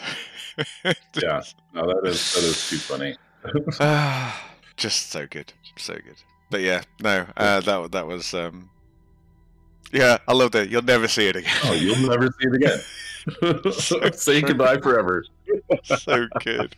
And because that whole pan out of the guy's silhouette just reminds me so much of the 2016 CitizenCon demo with the guy just sort of waving on top of the mountain because they flew the Connie past him and stuff. Yeah, Sandworm vibes, absolutely. God, I missed that trailer. Oh, hey, I was talking to the devs. That was a good one. I was talking to the devs about the Sandworm, and that was their biggest headache. That was so much more complicated, like resource-wise, than the Bengal and anything like that. That Sandworm was just 90%, even though they were on a planet, it still had more issues than the rest of the planet. So, just oh my god. Do we want to see those in game? I do. I think that I want to see fauna and big things that eat you and all that kind of stuff. Yeah, I definitely want to see that. I think that's a big part of what's missing as far as you get these great vistas and you got this really beautiful landscape and things, and there's just nothing in it. No, and I think that there's that it is that whole thing of like balancing realism with fun. But I think that you know the lore team are so clever; they can find reasons why there's weird ass animals on all these planets, or most of these planets. You know, in the same way they've terraformed things and yada yada, there's trees and stuff, and you know, like they can think of a good, as long as they've put some effort into the rationale behind it, I'll buy it. I'll read 40k books, for God's sake. It's just like, as long as people spend time on the narrative, I'll believe anything. You know, I'll just go with it. I like it. The pyro crab things look amazing. Yes. And someone said, like, would you do a model of one? It's like, fuck yeah. I would love to do a to-scale model of, like, the pyro crabs that in 1 to 40. Super cool. You know, to have them, like, picking up a dragonfly or something. You know, absolutely we will do one of those. They look absolutely amazing. And such a different thing to do. Than the ships, you know. It's just like, I would love to do that. I love the space whales. I can't wait to see one in the wild. And isn't that crazy? Just like, because it will, you know, by the time they do it, it will be a buzz to see one, you know, in the wild. Right. I don't know if are you a Clone Wars fan? No. Oh, so thoroughly recommend Clone Wars for anyone who hasn't seen Clone Wars. Any Star Wars fans, Clone Wars is awesome. There's a episode, first season I think, of Clone Wars, where they're trying to sort of take a shortcut through this gas cloud called Balmorra Run, and they're sort of, they can't hyperspace, they're just sort of flying through it, and Anakin's leading and Ahsoka's gunner, and they come across effectively space whales in this gas cloud, in this huge pod of them. And they are, you know, vast ship-sized things. And it's like, that's what I want. That's what I want. The experience of finding space. I don't want to find one. I want to suddenly, you know, thick gas cloud, and then suddenly realize you're in the middle of them. You know, sort of like, you know, cool. Dory with jellyfish from Finding Nemo-esque crap. Now I found them, and now I can't. I'm just going to be destroyed by them. Sort of thing. I mean, just be so good. Yeah, well, the layering and stuff they have with the new cloud tech Dorison stuff. Yeah, I've only seen the ISC. I've not dived into it yet. I'm quite I'm happy just playing live at the moment. I'm waiting for all this stuff to come out into live because, like, I don't play a lot. I don't have a lot of time to play it. Not as much time as I'd like, but it's I've had so few crashes. Touch wood. You know, I think so few issues. And the issues I have had have been, I think the last time I played, I fell down the same elevator. Well, no, there was basically a doormat in front of an elevator that wasn't solid, and I kept falling through it. You know, like, after the third time, you just sort of think, try the other elevator, you idiot. Stop going to the right-hand side one. And lo and behold, the left-hand side one was fine. And I just wanted to, when we have the ability to, like, right, now I'm going to go and find a cone. And I'm going to pick that cone up, and I'm going to carry it back up to that elevator, and I'm going to put the cone next to it. And, and then I want to be able to have the Minecraft ability of writing a sign to go, this floor is broken, use the other elevator. You know, like, I kind of hope we get to that stage in Star Citizen where we can sort of leave each other weird messages like, this is broken, use the other elevator, it'll save you. I mean, thankfully, obviously, it was in an easy hab, so I just, like, it was just respawn back in a room literally behind yourself, which is like, why did I do that again? So dumb. But other than that, it's been absolutely great. The only weird thing I had when we were going mining was, I don't know if anyone else has had this bug. It's not a bug that really affects you. That I saw everyone else's ship with maximum damage and on fire all the time, but you saw it fine and it was flying fine and everything's fine. Because I literally walked into the hangar with your Hercules, and then the whole thing just burst into flames instantaneously. Yeah. It was like, "Are you okay?" He's like, "Yeah, it's fine." He's like, oh, "Okay." I'm sure it'll be fine.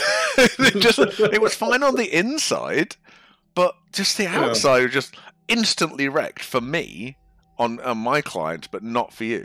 So bizarre. Yeah.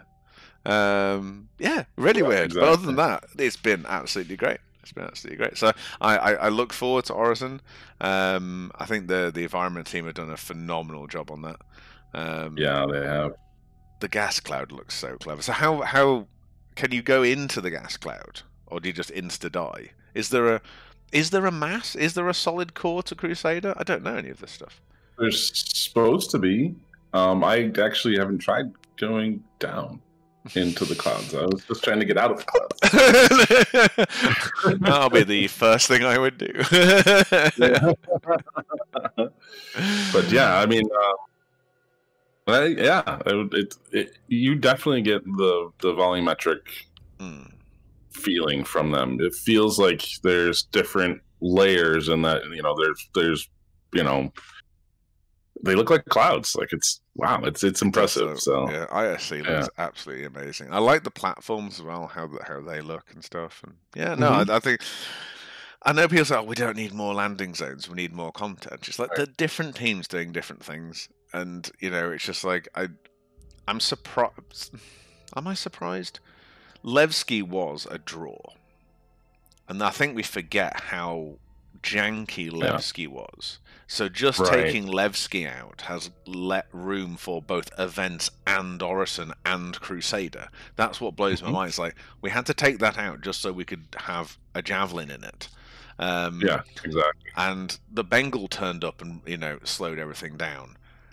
Surely Orison and a gas giant and an event at the same time is gonna cane you. But I suppose the gas giant and Orison landing is at the pinnacle of optimized.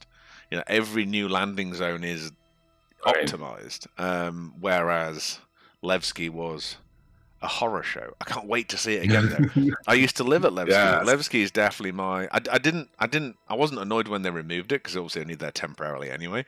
But I can't wait to see it again when we eventually get Nyx. That's just going to be. Yeah. That's going to be so good. That is going to be really cool. That is going to be really cool. Good. I'm excited to see it again. Yeah.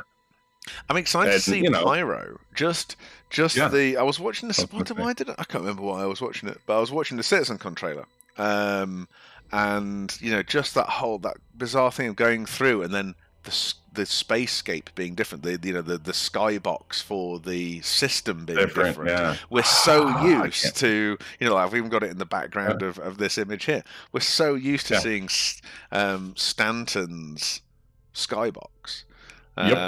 Just seeing a different skybox is going to be absolutely amazing. As long as PO is preserved when the new station gets in. I often wonder. I think it'd be really cool to have old PO as a derelict somewhere else. Like you can imagine that PO got upgraded at some point. So some company was brought in to scrap the old PO, and I don't know what they would do. Attack, a bit like when they moved the Navarro in Navarro was one in the Expanse, and they just attach millions of little thrusters to it. So they just get loads of Argo SRVs and just sort of like put thousands of them and just move the whole station to go to a scrapyard somewhere, and we can find it. The one from the Squadron trailer with the atmosphere of junk. I want to be able to go to that planet and old PO, just to be floating around, like orbiting somewhere, ready to be scrapped. But you can go around it, and pirates have taken over it and some of that. And you can just be the old janky PO, as a derelict somewhere would be. Yeah, that would be really, really cool. And then shiny new PO is there. I suspect we're going to get some colossal event where it gets destroyed by the Vanduul. We have seen kind of like trailers of that before, haven't we? Where people been standing in PO and the Vanduul rock up. That would be cool as well. Watching it again, they could destroy it. They could just pummel the crap out of it, and then whatever that wreck gets taken away, and I'd still like it somewhere, just to go and be all nostalgic. Old janky PO, like when it was the only thing we could do, and just fly around PO, and then we're moaning now. It's like, there's not enough gameplay in this colossally deep game. It's or crashed on the planet, like just sort of like how they wreck ships in the real world, just drive them up the beach, just. PO on the ground somewhere crashed into one of those planets. That would be cool. As a wreck. That would be amazing. To see the big circle coming over top of you, and that'd be neat. Well, the thing is, Lurzig, you say a kingship pushing PO to the side. The kingship's nowhere near the size of PO. Even at 2 kilometers, that's still nothing compared to the space stations. PO's like 5 or 6 kilometers long. It is well bigger than a kingship. And that's the thing. These things are massive. The space stations are huge. When you think about a reclaimer sat on the biggest pad, and you zoom out, and there's actually 4 of those pads, and then you see the rings, and then the huge tanks and everything. It's just like, it's absolutely gargantuan. Yeah, I mean, when you saw like the Bengal rocket, I know the new space stations are bigger, but you couldn't see the Bengal against them. You had to, keep going, oh, there it is. You can just about see the javelins in the dry dock sometimes as you're coming up to them, but the actual station itself is gas giant, no beach to crash on. Yeah, that's true. It'd have to crash into I'd say it would have to have been. That's a good point, Firemaster. It'd have to have been towed somewhere to be scrapped, and just dropped it into. No, that would be amazing, Unji. So the other thing I would, and if CRG are listening, you can have this idea for free. I don't think they're going to do this because it is way too complicated. Well, I suppose anyway. So having proper orbital mechanics around planets means that the further you are away from the planet, the higher your orbit is what affects your speed. You are always in a fixed speed at a fixed distance away from a planet, no matter what your orbit is. But you're 2 things at different distances from a body never move at the same speed. They're always constant speed, but there's a differential between their speeds, right? So imagine something like Grimhex, right? You've got this big mining asteroid sat there with Grimhex on. Imagine there was another one in a slightly different orbit. Every so often, like once a year, they would pass each other because one would catch the other one up and pass. What if that was this event? There was 2 pirate clans, both owned one, and then once a year, they spent the entire year strapping cannons to these things just so they could have this one almighty battle as these 2 huge asteroids pass each other, and then they just squabble with spaceships the rest of the time. But there's just once a year behemoth battle to take over the other asteroid base because they pass within half a kilometer of each other. They've got rail guns set up and all the rest of it. But that would require them to actually have proper orbital mechanics. But I suppose you could have like 3 or 4 different rings all moving at different speeds. But but to be honest, I'll just be happy when the planets rotate properly. As a hauler, and they don't talk about it hugely. I know they've always planned to have them moving, and I get how difficult it is to have those huge object containers moving and still be able to plot quantum jumps between 2 moving targets effectively, because it's not where it was when you set off, sort of thing. But obviously it affects trade routes and trading so much because one month 2 planets are really close to each other. So you can trade in between them really quick, and then other times those resources are huge amounts away, and you might not be able to jump between one or the other on one lot of fuel. So all of a sudden, Quanta are going to charge more money to transfer goods from that place to that place. And just like I can't wait for all that to sort of kick in, because I really want the trading mechanic to be stupidly complicated. Now, thank God it still says it will make it fun. Yeah, exactly. Yeah, it's going to be. Of course, it's going to be insanely complicated. Tony Zarevic's involved. It's going to be crazy. I love Bungi's idea, though. That would be really cool. Oh, that's awesome. Finding PO.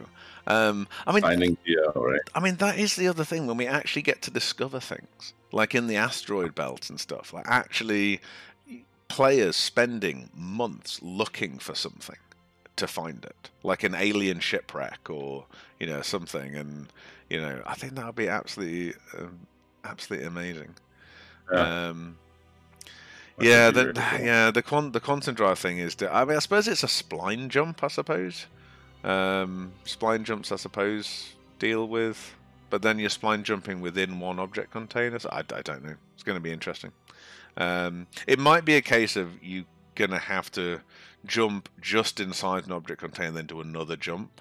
Because that's why you end up doing, why can't I go straight to that? Because you're having to jump into the bigger object container first and then into the smaller object container. So I suppose it's, could you have an elliptical, object container? I don't know.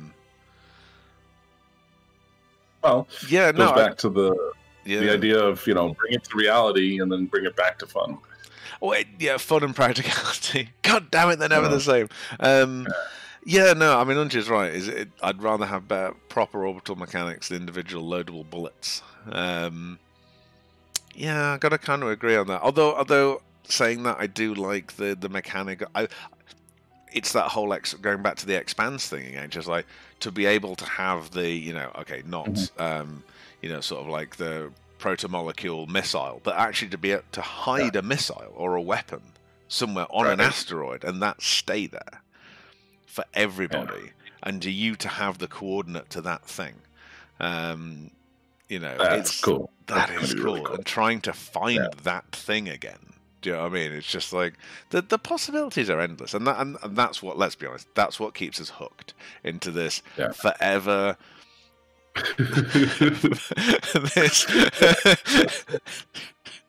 this community support group for waiting for Star Citizen. Is why we keep. It's why we keep coming to the meetings, and why we keep relapsing, and why we keep buying more ships. Yep, nailed it. Absolutely, because we believe in the dream, and we believe it will be worth it, and it will be. I mean, Christ, what we've got already is so impressive. I think the last few times that I came out mining with you, it's the most fun I've ever had in Star Citizen, because it worked. We went, we decided what we were going to do. We went and got the equipment. We went and did it. We made a load of money. Nothing went wrong. The only annoyance was having to get out of the bloody seat and DS to drive it 2 yards to pick up another bloody thing. That's just, we didn't have enough people. It's yes. Hello, my name is Unji. Absolutely, it is. It's like that. Whenever I go to a Bar Citizen, it's like, "Hi, I'm JR. I've been a backer since 2016. My last ship was an Endeavour. I've not bought a ship now for 9 months." It's just like this is entirely what every Bar Citizen is. It's just a support group. What was the last ship you bought? Oh, I bought one yesterday. Sorry. Yeah, oh God, I realised. Give me your chip. And it's just like it is. It's just a support group for waiting. Ah, dear. And on that depressing note, I know, right? This 2-hour stream has gone a lot longer than 2 hours once again. But it's I'm not surprised. But very joyous, very joyous. So thanks to the 2 streams that disappeared, are the ones that we did before we went down to help Callie's parents. After this one, we'll be back up to 6 out of 7. So Wednesday will be our 7 out of 7, which we'll get as affiliate. So that's cool. So if anyone has any suggestions of what they'd like to see as sub rewards for the different tiers, and very true. If you have any ideas, more ideas, because I don't know what Twitch sub categories are, I guess I'll find out when I can access them and have a look at what we're allowed to do and what we can't. So any ideas, any other cool streamers tricks that people do, we will be able to do it as well. Just have a think about that. I don't think there's any other great advantages of affiliate other than being able to turn subs on, so you guys have to see adverts if you don't want to. But yeah, so that's cool. And I don't know what we're doing Wednesday. Probably we might even be finishing the Carrack other than the clear stuff. I think I've got a few things in the printer now. I've just got the aerials, the scanner arrays to redo, because they're the only things that I haven't had a second pass at. And I think we're pretty much done. I'm really pleased with those engines. Where are they? One's fallen out. Yeah, definitely looking really sharp. Yeah, and I say we'll print these in clear. So and I think obviously, oh no, that's over there. Try and put the right engine in, much easier. So yeah, I like the engines. I think they look nice. I know there's lots of controversy over Carrack engines, but yeah, so that's looking cool. And so by Wednesday, other than the clear parts, we'll probably have a full Carrack together, which would be quite nice. I might put all the magnets in and everything, and all the cargo pods. I've kind of got all them done now, so that's cool. Yes, thank you everyone for joining in. Thank you for all your questions. Thank you for sitting out all the rambling. And we shall. I shall see you Wednesday. Are you going to be joining us again next Sunday? Are you around? Yeah, I'll be around. Excellent. You shall see both of us next Sunday, and you shall see me on Wednesday. We should raid someone. Who should we raid? No, Sunday, July. Sorry. You liar. I did. I just lied. I have a party to go to. Sorry. Oh well. Wait. I shall see if I can. I'll see if I can drum up another co-host. I'll see if Nighthawk's around. Oh madness, you missed it. It's fine, madness. We did a 2-hour stream starting 4.25 hours ago. No, 3.25 hours ago. Can't remember. It's 10:15 and we started at 7 o'clock. So it's been a very long stream. Oh dear. I shall find it. I'll try and find a co-host for Sunday. We're going to raid Astropub. He's got 188 people in. Say hi from all of us. And mining time, excellent. He knows who we are. Poke him anyway. He's chatting shite. So that's cool. Click that button. He's ending. Oh, is he ending? Oh, who else we got then? I did Oakley last time. Oh, we'll do Vertigo. He's on a break. What's going on? We'll raid Vertigo anyway. It's fine. He'll be back momentarily, I'm sure. He knows who we are. Say hi from us. And we shall see you Wednesday, and if not Sunday, and if not some other time. See you later, guys. See ya. Thanks, everybody.